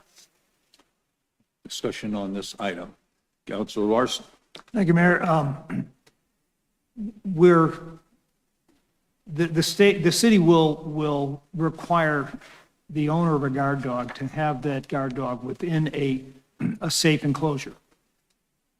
But now with this, it looks like even with the safe enclosure, a complaint or somebody that walks by and got barked at could ask the city to issue a cease and desist. It just seems like it's kind of circular and conflicting with the previous. Councilor Weaver. I Or would, Did you have a reply to that? I'm sorry. Or, No, I'm not sure there was a question specific. It looks like we're asking guard dog owners to put the dog in a safe enclosure. But we're also telling them that even with the safe enclosure, your dog could be told to go away under a cease and desist. Yes, that's correct. What would the circumstances be for allowing that? Well, it would be hypothetical, and I know Counselor Weaver has a reply to that she would like to give, but it would likely depend on the location of where the guard dog was placed. So if I was to speculate about what our community service officers might designate as a place that's inappropriate for that, it might be one that's high with pedestrian traffic and lots of activity where the placement might be inappropriate. But this is even in an enclosure, a safe, escape-proof enclosure. Is there anything you'd like to add? Yeah, I think in looking at this, sometimes the definition of safe by individuals, it's different. So that person who would have the guard dog may say it's safe, nobody can get in. But if the police department looks at it and the totality of everything and says, well, you can get in, we have the ability to go back and say, we don't think it's safe. At this time, we're going to give you a cease and desist. You can go and speak to the judge. He can have an administrative hearing, and he can deem it to be safe or not safe. So I think what this does, it adds a layer to the police department to ensure the safety of the public. Because not everyone agrees all the time what safety is for our community. Counselor Weaver. I just wanted to make a comment that I appreciate us including this because obviously if someone moved in next to me and had a guard dog on their perimeter, it would disrupt a lot of things that were happening at my farm since I have animals at large on my property that are enclosed. So that would be one example. Additional discussion on item number P, letter P. Do we have consensus to move this forward? We do. Thank you. All right, moving on to item Q, inspection of licensed kennel facilities. Businesses that are engaged in the commercial breeding of cats or dogs must obtain a kennel license. The city may inspect any licensed kennel facility during normal posted business hours. Arvada requires the inspection if there is reasonable cause to believe that the facility risks animal or public safety. So in the city of Arvada, they're allowed to go outside the normal business hours if there is a safety concern associated with it. We're recommending that we institute something similar here in Wheat Ridge. So regardless of if it was the normal posted business hours or not, if we felt like there was a reasonable cause to believe that the facility was risking animal or public safety, we would be able to go ahead and inspect that kennel facility. And that is the recommendation. Counselor Hulteen? Question, and it may or may not be well-formed, but so if it's a business that breeds cats and dogs, then it's registered as a business, is that correct? Yes, and they Okay. have to have the kennel license in And they have to addition have to the business license. Okay. Do we have any particular protections of people who are, like, if my dog was pregnant and had a bunch of cute little puppies and I decided to sell those puppies? I mean, where does that fall in our code? And by the way, everyone would want one of these puppies because they would be very cute. Are you asking if you'd be a kennel? You Yeah, need a kennel license? Yeah. would I be a kennel? By the way, my plat does not allow this. I'm not allowed to breed dogs per the plat. Yeah.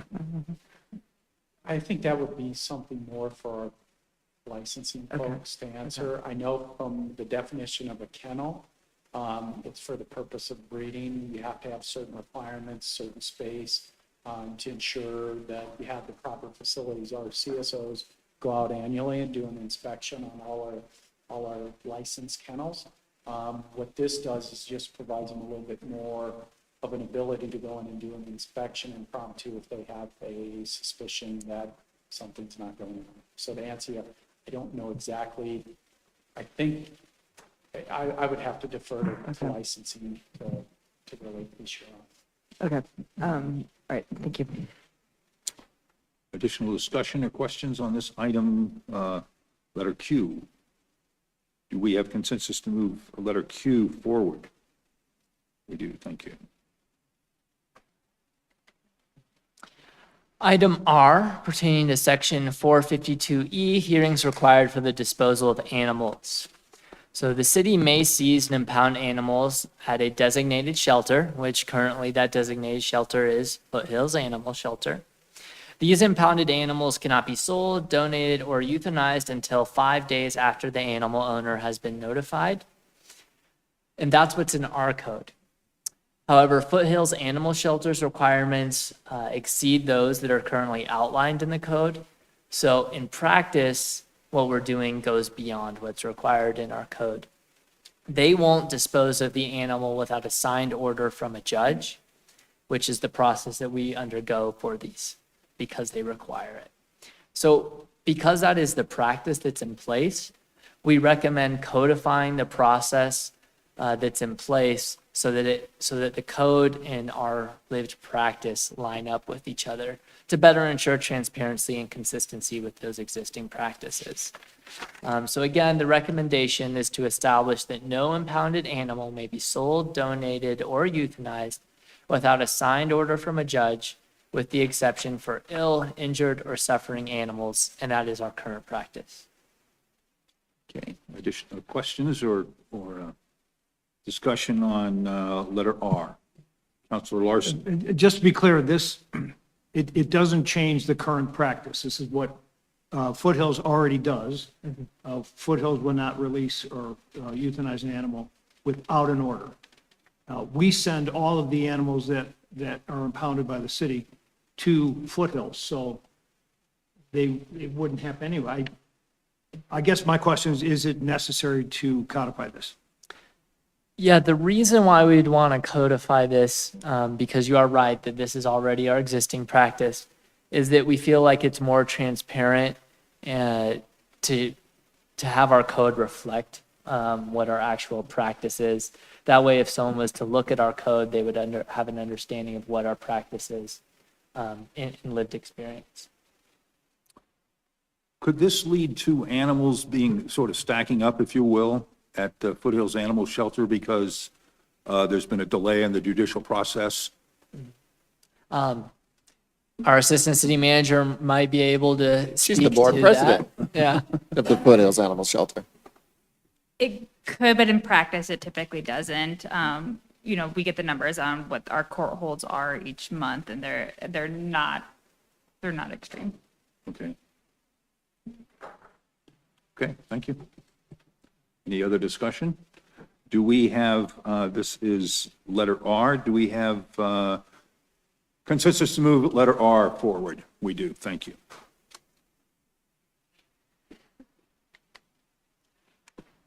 Item S pertaining to section 452F, court-ordered animal holds. This is new language that we'd be proposing to enter the code. So historically, the Wheat Ridge Municipal Court has placed animals in custody pending the resolution of their case. However, this authority is not explicitly defined in the municipal code. So with the onboarding of a new municipal judge, this practice has been paused unless formally codified.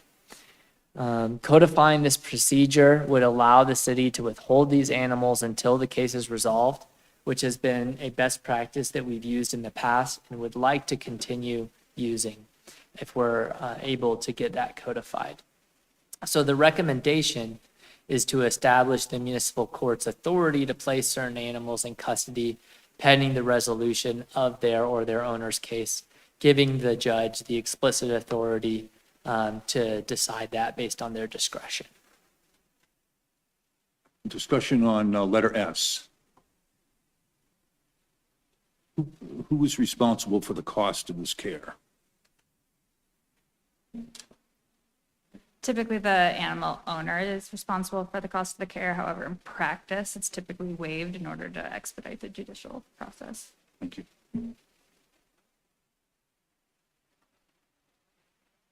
Counselor Snell. Just to clarify, so if there's an abuse case, an animal is taken and the owner is cited, that animal needs care is provided during the time that they may be waiting for the court case. And that would, I'm assuming, happen at Foothills? Or is that where the animals are taken? It would be taken at Foothills, and they would only be cared for by their staff, not volunteers, so they're getting exceptional care. Got it. Thank you. Counselor Weaver. I think the thing we're learning here is that we should all be donating to Foothills. Yes. Well, They do a lot. yep. Okay. Counselor, Mayor Pro Tem Stites. Thank you, Mr. Mayor. Do we need to codify who's supposed to pay for that, or is that just general? I don't know that it would make a big difference. Fair. Okay. Okay. Any further discussion on this? Do we have consensus to move this one forward? We do. Thank you. Item T, regulating the sale of animals in public spaces. This would also be newly introduced. The recommendation to take a look at this came from our legislative committee, as they were aware that we were addressing animal-related issues. So HB 251180, prohibiting the sale of animals in public spaces, became a law on May 22nd, 2025. As the title says, this bill regulates the sale of animals in public spaces and largely prohibits them. However, cities are able to override the bill by passing their own animal sales law. Wheat Ridge does not currently have one of these laws in place. However, using other sections of the code, Wheat Ridge does not currently allow animal sales in public spaces, except for as part of a special event in the city's parks. So in taking a look at this item and trying to come up with a scheme to allow the sale of animals in public spaces, we wanted to make sure that we honored the city's history as an agricultural community, but also maintained our community standards and the safety of the public and animals. And that led us to our recommendation, which is to allow the sale of animals on private property with some provisions, but largely to keep them banned from sale in public spaces like city right-of-way, sidewalks, etc. So again, the recommendation is to prohibit the sale of animals in public spaces, with the exception of allowing such sales at agricultural livestock events or on private property, provided the animals are kept in a humane manner as recommended by staff. Okay. Counselor Weaver. Does this prevent, like, the animal adoption that I sometimes see happen at PetSmart and a few of those things? Is it within PetSmart or? Yeah, on the oftentimes sidewalk? they'll have, yeah, so I just know that they're in a public space or that, well, I just want to make sure that those things are being done in a legal way, usually with a rescue, and I just wanted to make sure that that wouldn't be prevented Yeah, or that would- considered, because it's adoption, but there are charges not for the animal, but for the, some of the services. Yeah, if it's done on a business's premises in coordination with that business, that would be allowed. yes. Okay, so it wouldn't be, okay, thanks. Counselor Ohm. And I think this might be a little bit different, but my question is, what I've seen in the past, not necessarily in Wheat Ridge, is the adoption, but happening in the parks at some events, for something similar to like a Foothills. Is that what you were talking about, Councilor Weaver? Similar type adoption event that might be done in the city limits or at a PetSmart or, things that we've seen in our city. And I just want to make sure that we're not penalizing those groups with this.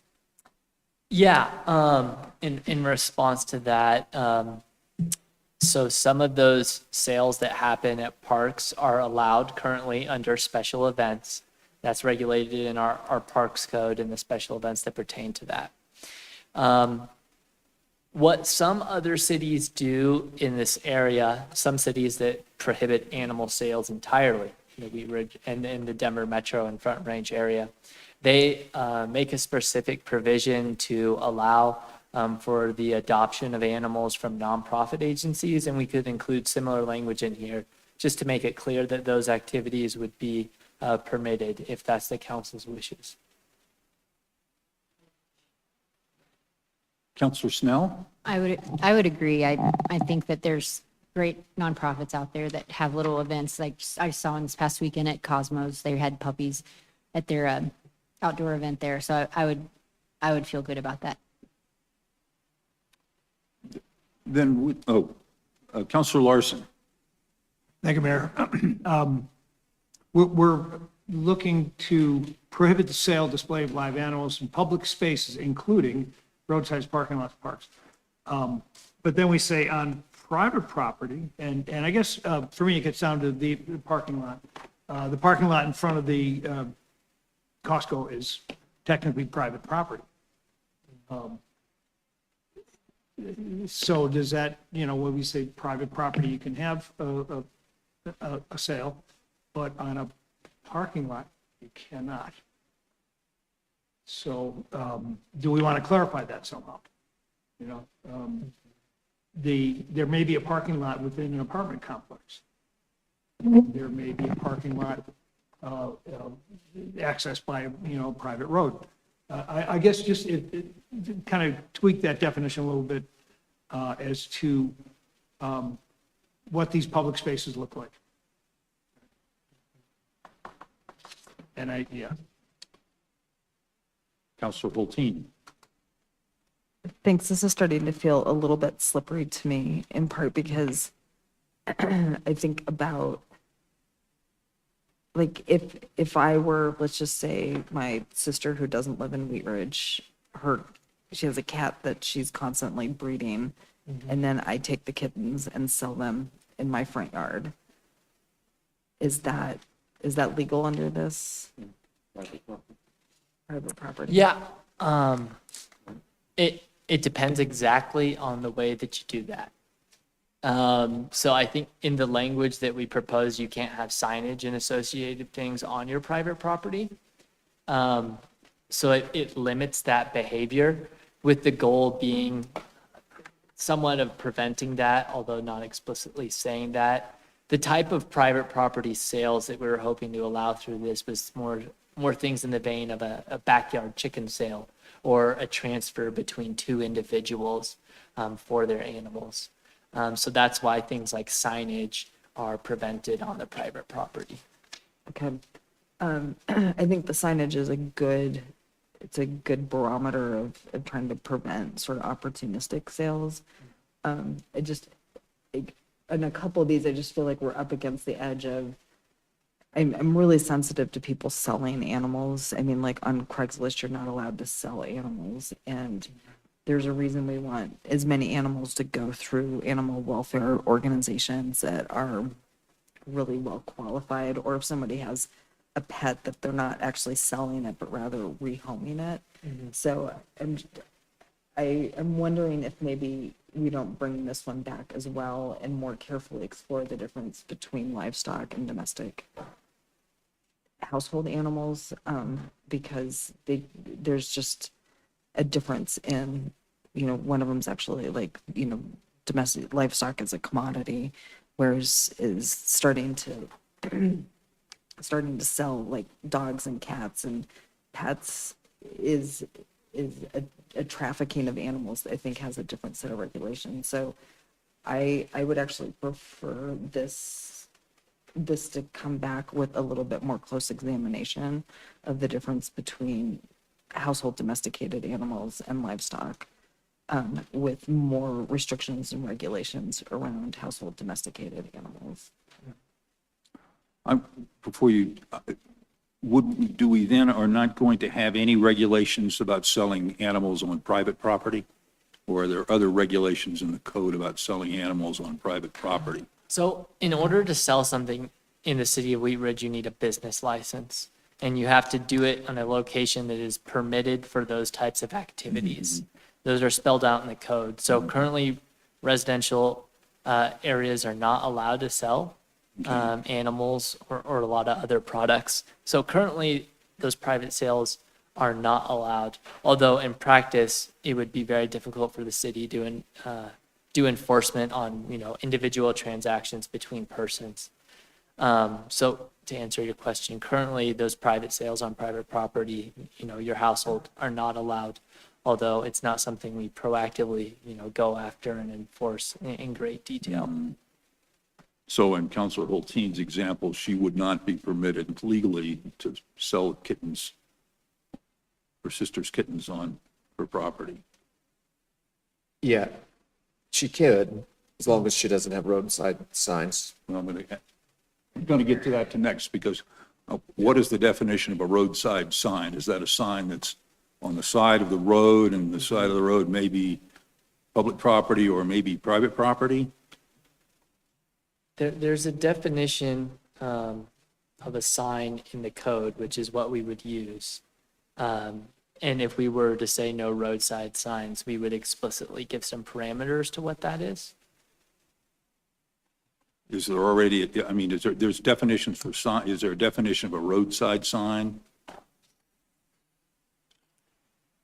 There may be, although it wouldn't be called a roadside sign, it would be the regulations for signs that you're allowed to have on the roadside.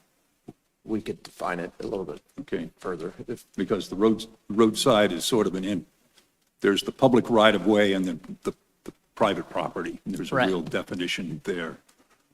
Councilor Weaver, I think I skipped you. I would like to see this come back, because I also feel like on the livestock side, I'm just going to use your example of a backyard chicken sale. That's something that's actually illegal right now because of the bird flu. So I think there's some things that should be considered on both sides of the domestic side and on the livestock side, that the livestock stuff should probably fall in the agricultural rules and should fall more in line with Colorado Department of Agriculture rules. Since we're defining in this section the difference between domesticated animals and livestock, well, we might want to separate livestock animals, because whereas, yes, I can sell a goat, and I have sometimes, I don't let anybody else's chickens or people who keep chickens on my property, because bird flu is so virulent right now. So I just think I'd like to see this come back with the several different things that we've been discussing around signage, and if this maybe needs to be split up, some in the agricultural rules and some since we're now talking about commerce, we're not really talking about we are talking about the treatment of animals, but thanks. Let's see, I have Councilor Hulteen. I guess to clarify, since we're talking about bringing this back, I would actually like to propose that we do not allow the selling of non-livestock animals in the city unless you're a licensed business. And I think, there's workarounds, a lot of people will sell like the aquarium and the gecko comes with it. And I think that kind of little transaction stuff, but I guess that would be my proposal, is that we don't allow the selling of non-livestock animal unless you're a licensed business to do that. Councilor Owen.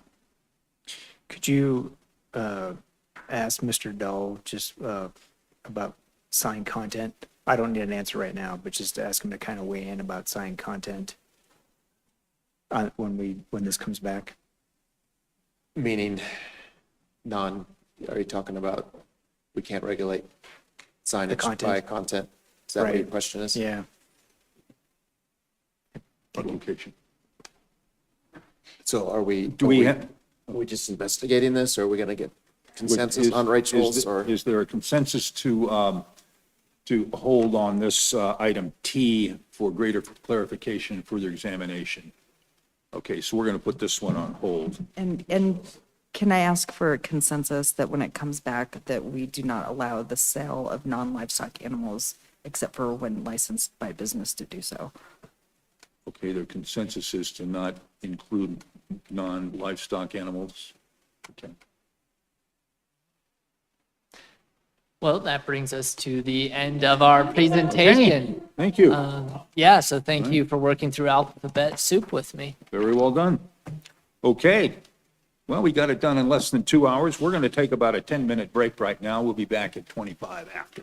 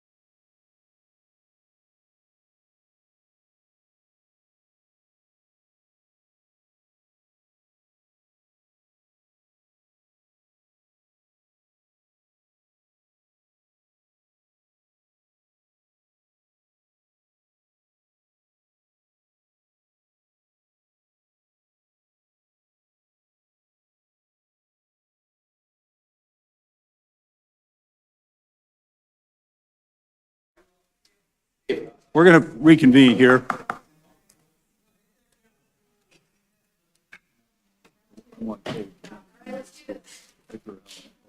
Yeah. Does that look like it? Yeah, yeah.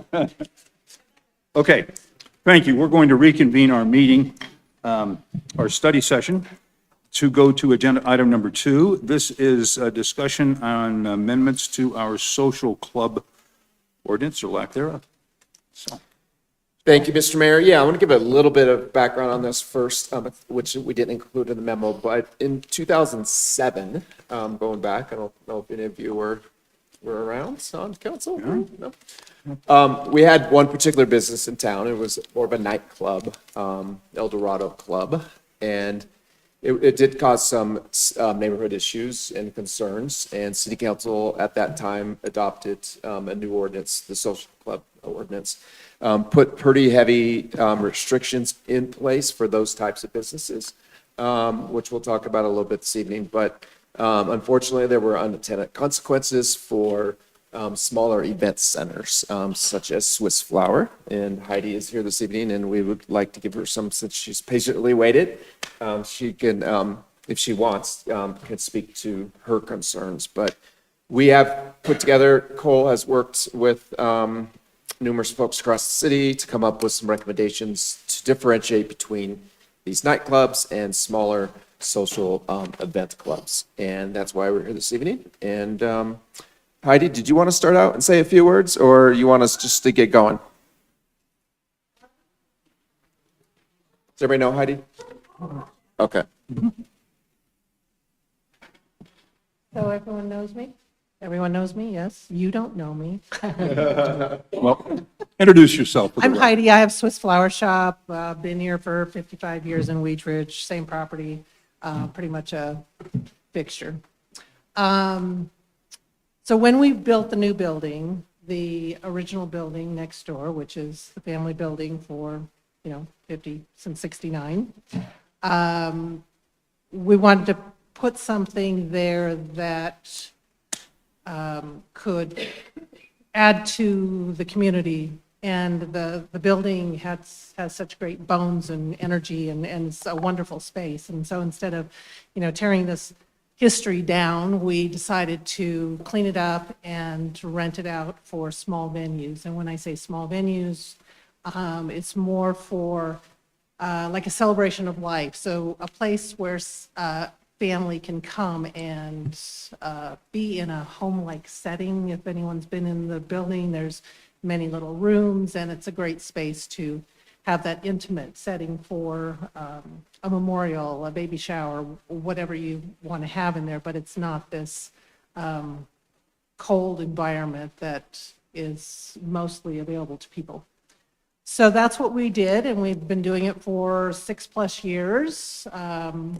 Very small amount of people, because I like to kind of protect the building as well. I don't want it to be abused. I am very picky about who gets to enjoy my building.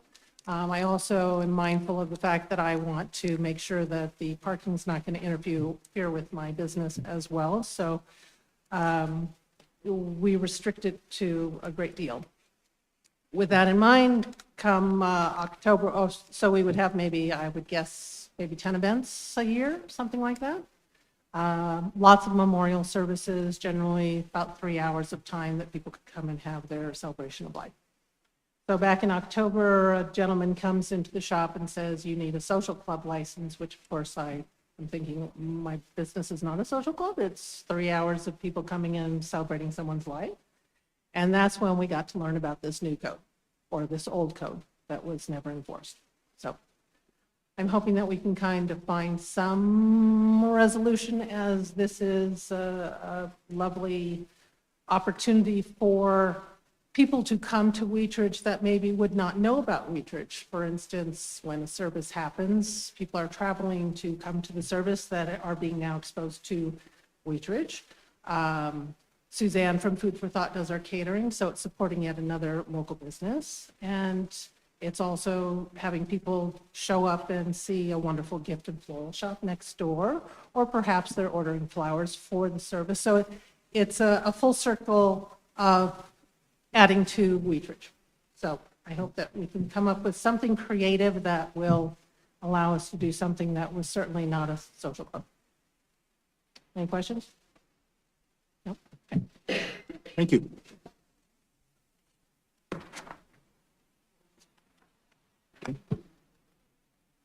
Cole, you want to go through your proposal, please? Happy Do you to. have a presentation? Yeah, let's get started. So on the agenda for this presentation, we're going to be talking a little bit about social club origins, which we might skip through quickly because City Manager Goff gave us a great explanation for the origin of this. And then we'll move on to discuss what the existing definition of a social club is. Talk a little bit more about background, how we got here, although you just heard that as well. So we might skip through some of that. And then move on to discuss staff's proposal for creating a definition of a low-impact social club, and then defining the requirements for those low-impact social clubs. So, as was said, it started in 2007. The code was actually, interestingly enough, was modeled after the requirements for adult business licenses, which were in place at the time. And I think that speaks to some of the strictness that is associated with the social club that's in place and the strict application procedures, requirements, and penalties that are associated with it. So moving on to what the definition of a social club is currently. It is defined as a private business that leases their space for private events such as parties or fundraisers.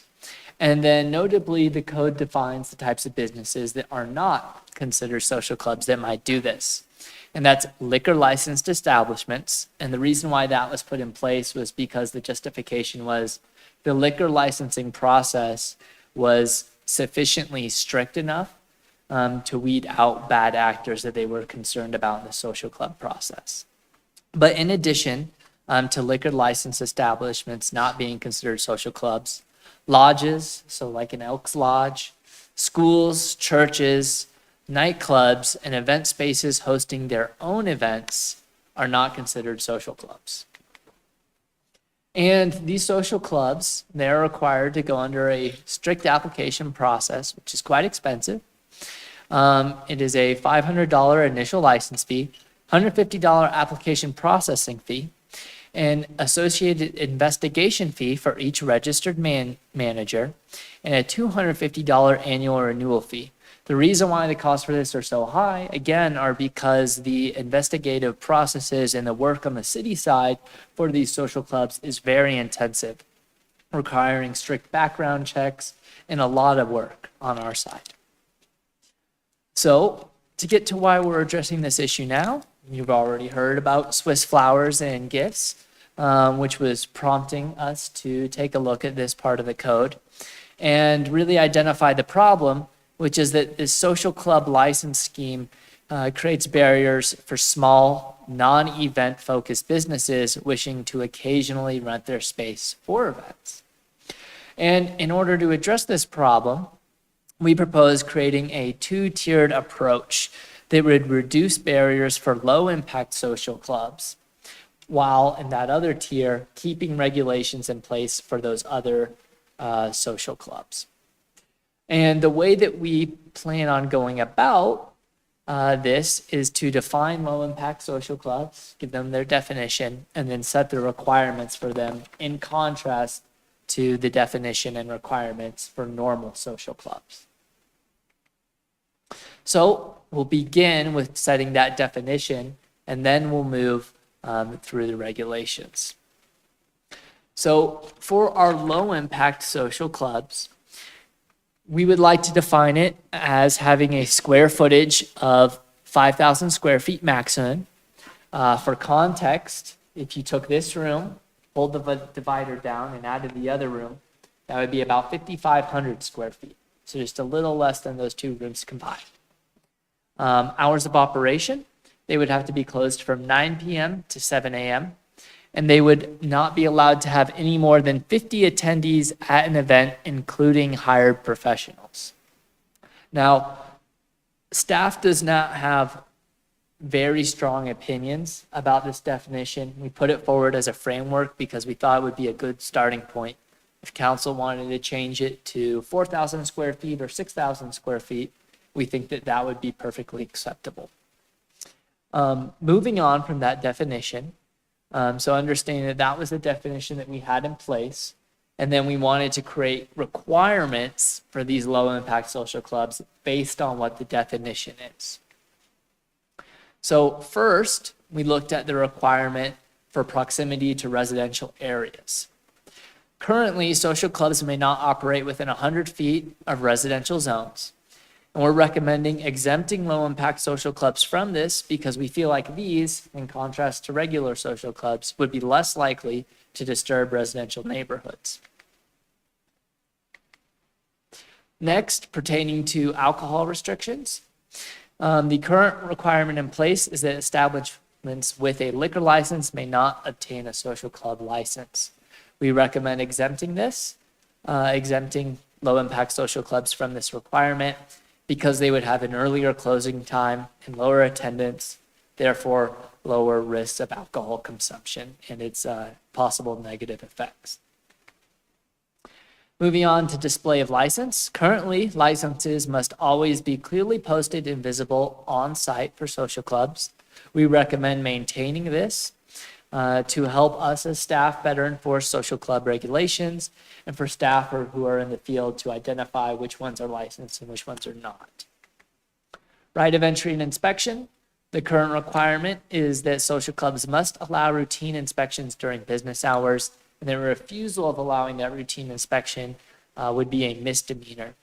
We recommend exempting these social clubs from this requirement because, again, for these types of social clubs, we're not envisioning that the event hosting will be their main point of business. So it makes more sense for us to treat them more like a typical business than a social club. And we feel like it's unnecessary to achieve a compliance, and because they are low impact, there will be less crime and less risk of crime associated with them. Incident reporting. Currently, all unlawful acts, disturbances, or assaults must be reported. We recommend exempting low-impact social clubs from this, simply because we feel like they're going to have much less of a risk for these unlawful acts, and we don't feel like it's necessary to have this in place, to have these businesses report such bad behavior. Noise and vibration. Noises must not exceed a normal conversation at the property line, and vibrations must not be perceptible off-site. Notably, these noise requirements for social clubs are much stricter than our general noise requirements, so we're holding them to a higher standard here.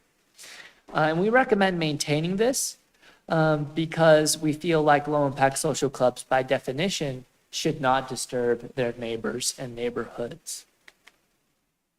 Biannual registration.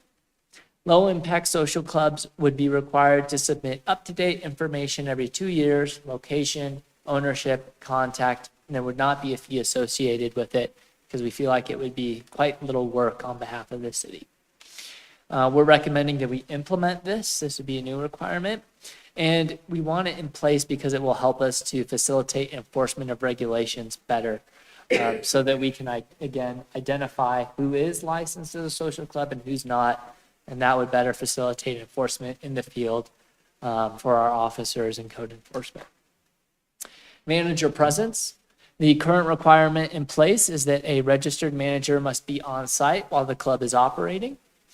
We recommend exempting these low-impact social clubs from that requirement because we feel like they would be less likely to cause disturbances to the surrounding neighborhood that would be necessary to have a manager in place to address. Lighting. Currently, off-street parking and entryways must be well lit from dusk until closing. We recommend exempting low-impact social clubs from this. For one, they'll be closing earlier, so it's not necessary that they be lit up all the time. And there will be a lower risk of crime and negative effects associated with them.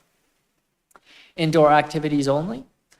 All activities must be indoors. Patrons may not linger outside for more than 15 minutes. We recommend exempting low-impact social clubs from this because there will be an earlier closing time, lower risk of crime, And because the noise requirements we have in place would ensure that if they were outside, they wouldn't have an impact on the surrounding neighborhood. License suspension and revocation. Licenses may be suspended for up to 6 months or revoked for violations. We recommend maintaining this for low-impact social clubs to help us better facilitate the enforcement of regulations for these businesses. Appeals. Applicants denied or disciplined may request an appeal to the city manager. We recommend maintaining this one simply to ensure fair processes and make sure that our code enforcement process and any punishments or denials we would put on businesses would be done in a fair manner. Application and fees. As mentioned earlier, there's a $500 license fee, $150 investigation fee, $250 annual renewal fee. We're hoping to exempt low-impact social clubs from this because, again, it'll just be a much lower cost to administer this program. Security guards, there must always be one present and one guard per 100 patrons. Again, we recommend exempting this requirement for low-impact social clubs because they'll be less likely to cause disturbances to surrounding neighborhoods. Hours of operation may not operate between 2 a.m. and 7 a.m. Recommend maintaining it because by definition, in the scheme we set up, low-impact social clubs couldn't operate from 9 p.m. to 7 a.m. anyway. That takes us through all the regulations that are currently required for social clubs and the maintenance or exemption from those regulations that we propose for the low-impact social clubs. That's the conclusion of the presentation. I'd be happy to answer any questions from City Council, but I'll turn it over to the mayor for now. Thank you, and we will start questioning with Councilor Ohm. Got you, and I've got you. Thank you, Mayor. Thank you, Cole, for the presentation. The some of the questions I have are going to relate around the number 50. The 50 seems a little arbitrary. Was that it's a little bit in conflict with the 1 security per 100, but the code only allows 50. Were those both in place at the same time? Yeah, so to clarify, the number 50 is what we would propose for the maximum number of people that would be allowed at a low-impact social club. The security guard requirements are in place for regular social clubs, and we're recommending that those low-impact social clubs be exempted from that 100-person requirement. Could the 50 be more, I guess, in step with the square footage of the facility? Because I could see, like, yes, in some cases 50 is a perfect number, but in other cases the facility is so small it might be 20. In other cases it might be much larger. So that's kind of one question. But then it said the 100 feet restriction, and I would imagine that was probably twofold of one, the noise, which this would be a low impact, but number two is always going to be about parking. And maybe that's why that was put not within 100 feet of residential, because maybe there was concern about parking issues. And I'm thinking too about like just citywide, now that we've taken away minimum parking requirements in multifamily. I don't know if that's a moot point right now, but those are just some of my comments. Thank you. Yeah, to address one of those about tying the number of attendees to the square footage of the area. To your point, the building space and the event space are two different things, right? So if you were to have it at one type of business that was largely retail, their whole building might be available as an event space. If you were to hold it at a restaurant, half their building might be a kitchen. So we settled on 50 because we thought it was an easily controllable number that would have low impact. We thought about doing it, one person per 100 square foot or something like that as an example. But when we thought about that in more detail, in practice, it would be difficult for us to administer and enforce. So that would require us to look at the building square footage and then set what that number is, and then have on record, this business can have 50, this one can have 25. makes it more difficult for us to enforce rather than a flat 50 across the board. If you wanted to adjust that number, raise it to 75, lower it to 40, I think that would be acceptable with staff. But we feel like it's easier for us to enforce a solid number than a 1 per 100 square foot, for example. Thank you. Counselor Weaver. Thanks for your work on this. I mean no disrespect when I say that I feel like I'm not going to be ready to move something forward tonight, and I'm going to explain why. I also did not know this existed. And I also use my farm as a venue, and I typically have 75 to 100 people at the farm, and none of these rules I would not be able to have any events at the farm with the rules that have been stated so far. So I'm going to suggest that we actually have to have a couple different versions of what this looks like, because I have people mostly outside at the farm, though I have different spaces that people are in. I do weddings, so that they have to go beyond 9 o'clock, and I have gotten a music license, and in reading this packet, this was the first time I knew that there was such a thing, as I'm sure you were. So I really think we need to think about the different kinds of venues that we have in Wheat Ridge that are small, because I agree that the Swiss House needs a specific, it's doing a certain kind of venue, I'm doing a certain kind of venue, but the number of people, the times, the size, none of those things sort of apply to what I'm doing. And I'm not running a nightclub. I'm not open every day. I do less than, 6 events in a year. And I wouldn't be able to afford the almost $1,000 of the higher level of social club. But I think if we're gonna, I just feel like we need some more research around what's appropriate for the different kinds of venues that we have, because this effectively would stop me from being able to have any events at the farm, because I have a different kind of movement and the off-street parking and noise and all of those different things. And I certainly want to respect all of those different rules, but I think that's why we do have some of these event licensing and noise restrictions and things that I've always applied for these things. And that's why I'm sort of surprised that this is the first time I'm hearing of this in reading this. So I don't think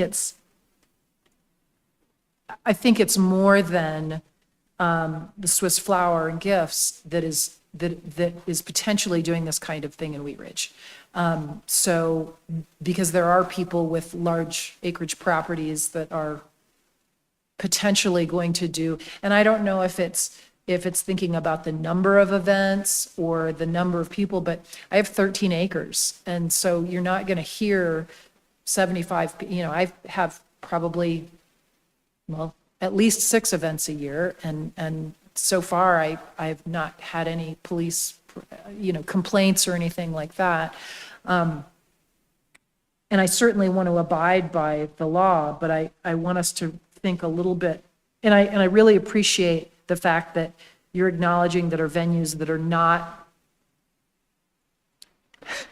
adult clubs. Sorry. There's Five Bridges Farm, there's Swiss Flower and Gift. And then there's Shotgun Molly's. No, I'm teasing. So I guess I would like us to discuss it, but I don't feel like I'm ready to really hash through specific rules tonight. And I do agree that there does need to be either 1 or 2 categories. And thank you so much. And I'd be happy to sit on a committee and hash through some of those things, and the mayor might have some comments too. Thanks. Thank you. Counselor Snell. Thank you, Mayor. I also was just curious about the no manager for the low impact social club. There is the wording is there's not really a need to have a registered manager on site. Does that mean that you would just need to have an unregistered manager, or is this like, just leave the key under the mat when you're done, or what does that look like? Yeah, neither a registered or unmanaged or unregistered manager would be required is what we propose. So the registered manager, to become a registered manager, requires a background check process, which is quite intensive, and we feel like that was not necessary. If there was to be an unregistered manager, certainly just talking about it, that seemingly makes sense. I'm not sure we would want to put that in the code. Them being unregistered would inherently make it difficult for us to hold them accountable to that part of it, which could pose some difficulty.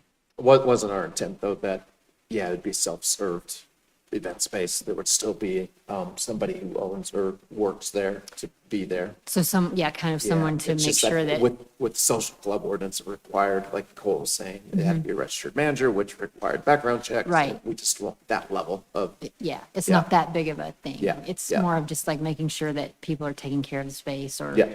there's not a risk of someone injuring themselves or something like Yeah. that. Okay, that's great, thank you. Mayor Pro Tem Stites. Thank you, Mr. Mayor. And good presentation, Cole, I appreciate it. I guess I had a different question, but I want to go back to Councilor Weaver's question. Is there a difference between Five Ridges Farm and Swiss? It depends on the activity. So if Five Ridges Farm is a business that rents their space out to other people to host events, then that would be considered a social club unless you have a liquor license. there probably is a different category between a Swiss Flowers and a farm event space that we probably need to dig into further. Okay, yeah, I mean, I'm comfortable moving this forward, one, to make sure that this business can get back going where they need to go when we're not messing with them, but then maybe start looking at a third tier, I guess, that maybe a larger event space that's not, does that make sense? Like Yeah. something like Five Bridges Farm, where I'm sure we have other event spaces like that. So I would be comfortable moving forward with this so that Swiss can get moving forward with their business, and that we have that maybe smaller, and maybe it's a smaller, maybe it's the 5,000 square feet, whereas we have a farm, which is much larger and can accommodate more people, but still doesn't have a huge impact on the neighborhood that it's in. So maybe we can move forward with that. Thank you. Thank you. Hulteen, Councilor Hulteen. Thank you. So I appreciate that we're trying to solve for this. I think one of the things that I'm hearing both from Swiss Flower and from Councilor Weaver is that we've got unique destinations and we've got people who are stewards of those in our community. And one of the ways to, continue to own and steward some of our historic properties and culturally significant properties is this type of business model, which allows that. So I'm really strongly in support of that.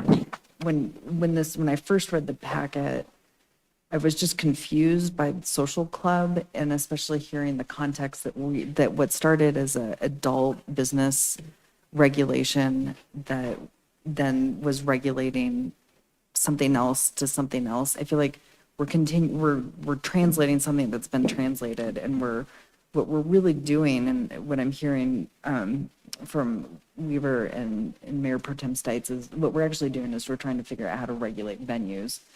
And it seems like an entirely different proposition than modifying an existing code that was meant to really be around some pretty salacious and damaging business practices in our community.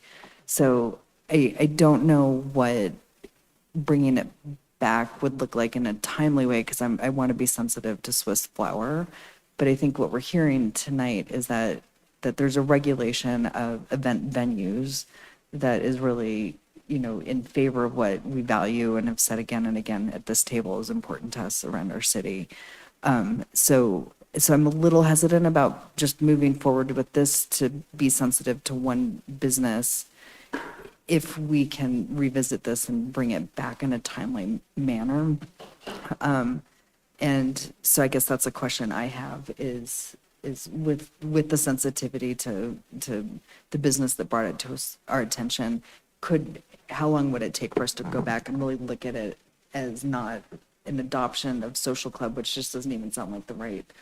Yeah, I think we can work separately with Swiss Flower Okay. on an arrangement while we're investigating this more Okay. thoroughly. I think this needs time. I think you're right. We should probably throw out the social club ordinance and start from scratch on more of event regulations, Yeah. licensing. And it makes Yep. me excited because I think that this is actually something that will bring people to our city. And I think we've got a lot of like heritage business owners that are, thinking creatively. And I know I've struggled sometimes trying to find venues in the city.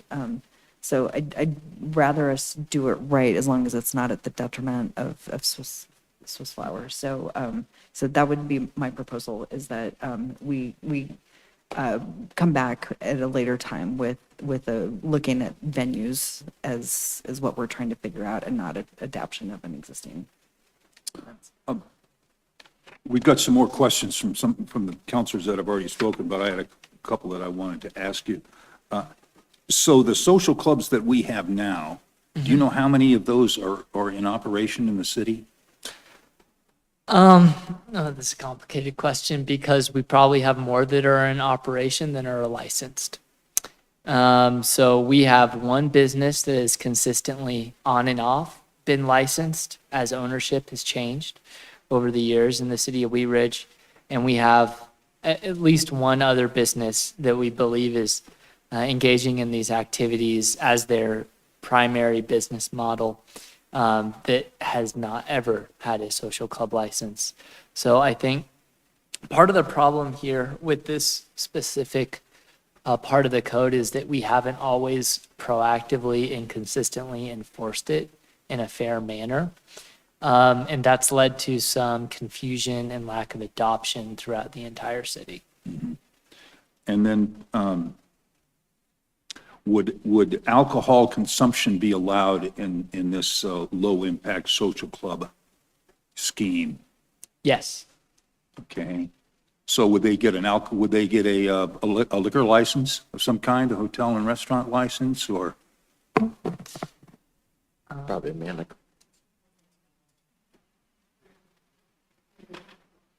Go to our city clerk? Or who? It would depend on if they were a nonprofit or not, but they could possibly get a special event permit. That's to give it away or to sell it? Sell it. So they could, Give it away privately, they wouldn't need a license. okay. But then we would, in your enforcement scheme, I guess it doesn't talk about it, About who would hold the about license. liquor, about Yeah. consumption or sale or gift of alcohol. So liquor consumption would be allowed. If the business has a liquor license, it doesn't need a social club license at all.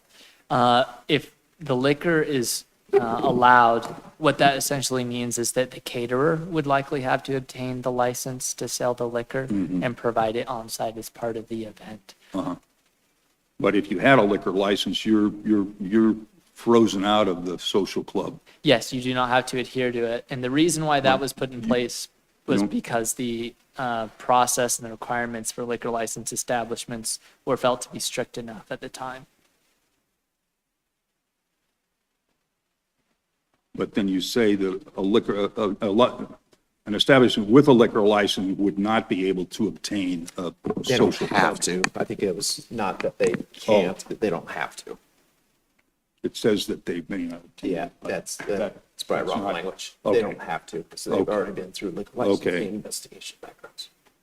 And Amanda, you were able to get liquor Yeah, so license? local, the way I have been advised to do it is that upon leasing the land and the facility, that private person hires a licensed bartender that works out of a specific 20 by 20 foot space and can provide the alcohol for that venue, not sell it, but the second party who has leased the property hires a bartender to then sell the alcohol. That's how weddings are typically done in various venues like this around the state.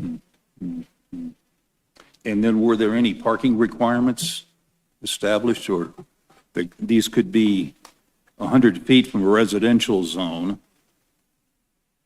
And I guess they could operate in any zone in the city? No, they could only operate in certain commercial zones within the city.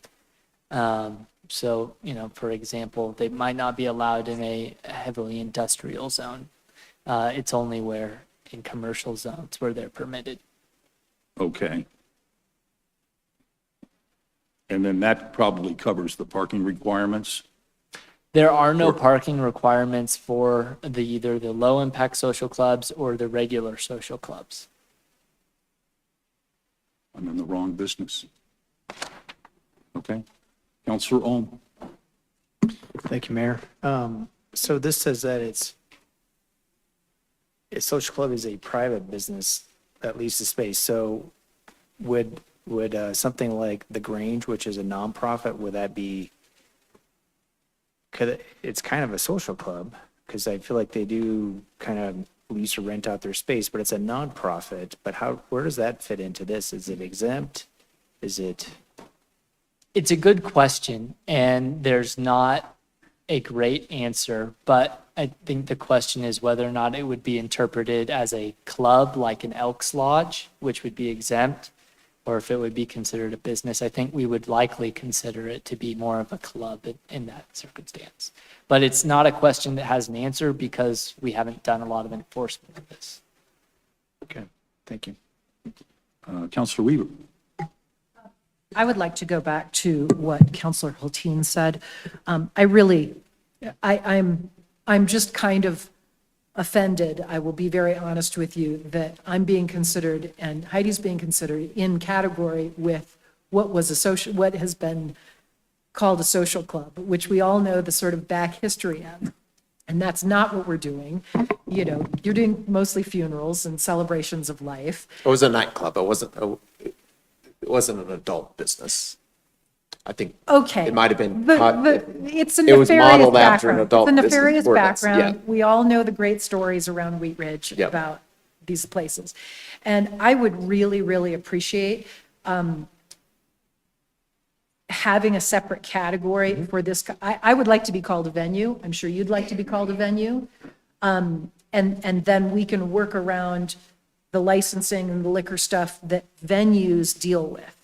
And I'd also, because I'm sitting here going, gosh, do I have to cancel the things that I've already booked for this summer because I just found out about this? So I really feel like this was it sounds like it was kind of sprung on Swiss Flower, and I would have not appreciated someone coming and telling me that I was a social club either. So I really think a moratorium until this can be sorted out.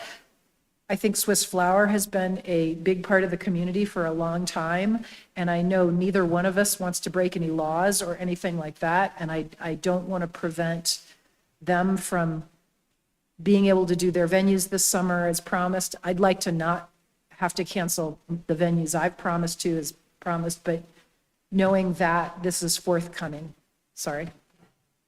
So in October, when I was visited by the city in regards to the fact that I was a social club, we covered up the sign, we took it off the website because it was sort of like, you know what?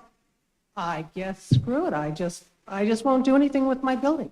So we only pay property taxes and we have a building that's beautiful and we don't do anything in it. Seems a little insane. I have funerals that have said, are you sure we can't host this? I said, I don't have any clarification yet. So it's been how many months now? 8, 9 months of not doing anything in the building. Yeah, Because I'm waiting.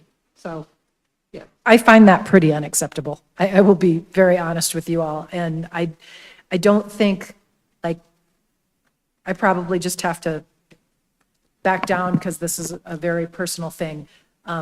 Yeah, it is. It's unfortunate this has happened, but it is a set of code section that was in place since 2007. And that's what happens when you hire a code enforcement person, which we've done to monitor and regulate these things. And that's how it came up. And so we're addressing that. That's why we're here tonight. It's your decision as council to tell us what to do. And I've heard pretty loud and clear that we probably should come back with different options, potentially getting rid of the social club ordinance. We'll work with current businesses to allow them to keep moving forward in some fashion. Does that work? Consensus on that? Okay, we got a couple of questions. Counselor Larson wanted to speak. Thank you, and I really wanted to hear what the council was concerned about here, because this just raised so many questions for me.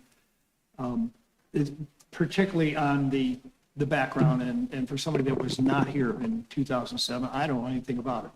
So the fact that we have something in our code that is very, very specific and restrictive in a lot of ways, more restrictive than a typical liquor establishment, a bar, restaurant, that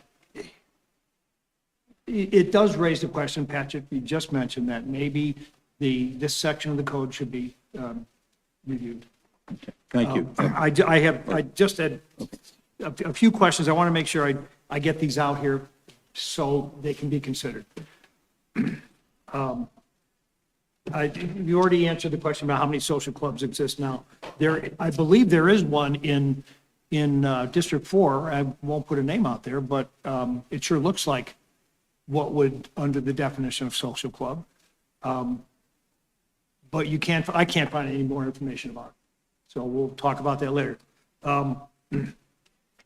If we are allowed, if a venue is allowed to host or allowed to serve alcohol, because we're creating a separate category from bars and restaurants that are licensed to sell liquor, but a venue can serve liquor. I've seen this come up in other municipalities. The question then comes up, are they allowed to serve cannabis? No, they're not. Well, that answers the question, though, because it has come up in other places, and it has become kind of a contentious point. Yep. We're talking about, in this case, talking about instead of an actual license, it would be simply a registration, at least in the way this is initially proposed. And that crime reporting is not required, but I assumed it would be tracked under calls for service for the police department. Correct. Normal conversation. To me, if you're talking about noise, it has to be on decibels. You have to have some sort of measure. And the city already has in place noise at certain levels based on what the state statute says. So I would think that rather than just say normal conversation, say some way to measure it. If the concern is that people outside of an establishment or a venue are having an argument, and I would been to enough weddings to see plenty of really loud arguments. So especially if we're not putting a restriction on where this venue can be located. If it's going to be located next to a residence and you have these sorts of things, these sorts of events going on, who protects the neighbors? And then we do not allow the sale of tobacco near a school within 1,000 feet of a school. So if we're allowing people to consume alcohol and have loud conversations, do we want to include something about near a school? I don't know. It's just the last thing that came up here before I stopped taking notes. Thank you. Mayor Pro Tem Stites. Thank you, Mr. Mayor. I was actually going to make a consensus for exactly what Patrick said a few minutes ago. I don't know if you have more people to go along with that. I do have one question though. What can we do to make sure that these guys can stay open through the summer? We'll look into that and I'll brief you when we come up with a solution. Okay, thank you. So do we have consensus to send this back to staff for further investigation and work? We do. And come up with a, yep. Does that include looking at repealing the existing social club ordinance? Yeah, I think one of the options is to probably maybe get rid of it altogether and come up with a different regulatory scheme. Okay. I think, it sounds like what I heard, probably makes sense. Yep. Again, that was a very one issue code that was adopted as the city has done for a lot of things over the years. I did get into all the history. It was actually turned into a federal lawsuit. We went to federal court for discrimination, so it was a thing. So it probably should just go away. Okay. Yeah. Thank you. Okay. Any further discussion on that issue that you need? I think that's it. Okay, thank you so much. With that, we will go to my agenda. I'll go to staff reports. Yeah, just a real quick update. I know Councilmember Ohm always likes to hear about this, but before the chief left, in our first full week of speed camera data, this is not in the warning phase anymore, we had 1,231 citations in 1 week. 1,231 citations in 1 week. Yeah, and that's 2 locations. I'm sorry, quick. It started after Memorial, so after school, and that's, yeah, just in 2 locations, 1 week, and that's excessive speed. So not people going 4 or 5. So, Very good argument for Yeah. the need for these things. Yeah, it'll come down, but we expect it to be high. 1,231 citations in 1 week, yeah. and this is a $40, $40 ticket. $40, say, so. Yeah, we're not doing the school zone right now, since school's out, so we're not doing school zone pricing, so. That's about 48K. Yeah, but there's, the company will take their initial cut for the leasing of the equipment, and then they get an initial 40% cut too, so. Yeah, so there'll be some revenue increases for the city, but the goal is for public safety, Okay. to get people to slow down. That's it. Thank That's it. Okay. So elected officials reports. Who has something to report? Mayor Pro Tem? I'll keep it really brief, Mr. Mayor. Councilor Weaver and I are hosting our District 3 meeting on June 12th, which is next Thursday night, 6:30 to 8 p.m. at the Rec Center. We have E5X coming, which is the new owners of the Lutheran Legacy Campus, and they'll be talking a little bit about what they got going on, as well as everything in District 3 and Wheat Ridge alike. Thank you. Councilor Hulteen? Well, Councilmember Scott Ohm and I are hosting a District 2 meeting this Saturday at Happiness Gardens at 9:30. And I don't know if we have any confirmed special. He says he can probably make it. And we also will be hosting the Lutheran developer, hopefully, 5 days before you. But we really hope people can come. Happiness Gardens this time of year is the happiest place in Wheat Ridge. And it's just there's a lot of stuff going on. District 2 has a lot going on. So we hope people can stop by, learn more about Lutheran, learn more about the green, and happy to answer any questions people have. I hope to see people this Saturday, 9:30, Happiness Gardens, which is at 40th and Ammons. Thanks. Thank you. Additional elected officials? Councilor Snell? Not to compete with the District 2 meeting at Happiness Gardens, but I would also like to extend an invitation to the City of Edgewater, just to our south, is having their Pride celebration and parade. The parade takes off from Edgewater Elementary at 10:30, so you could definitely go to Happiness Gardens first and then make the very short commute to Edgewater and take part in the parade, watch the parade. There's lots of our county-wide partners there. Jeffco Public Health will be there. And it's just going to be a great day. They've done a great job there in Edgewater of building that event for something that the entire community and the county can really enjoy and take part in. So starts at 10:30 till about 3 o'clock. And yeah, that's where I'll be. Oh, and thank you. the most important thing, one of the most important things you should know is that our IDEA committee will be at that celebration. Thanks, Marianne. I'm not thinking very clearly. We will have a table there to talk about what the IDEA committee is doing in Wheat Ridge, and just spread the word a little bit. So another reason to come see us. Thank you. Terrific. Counselor Larson. Thank you, Mayor. The big news of the night is the Rockies won. Oh, my gosh. Good. At the beginning of the year, I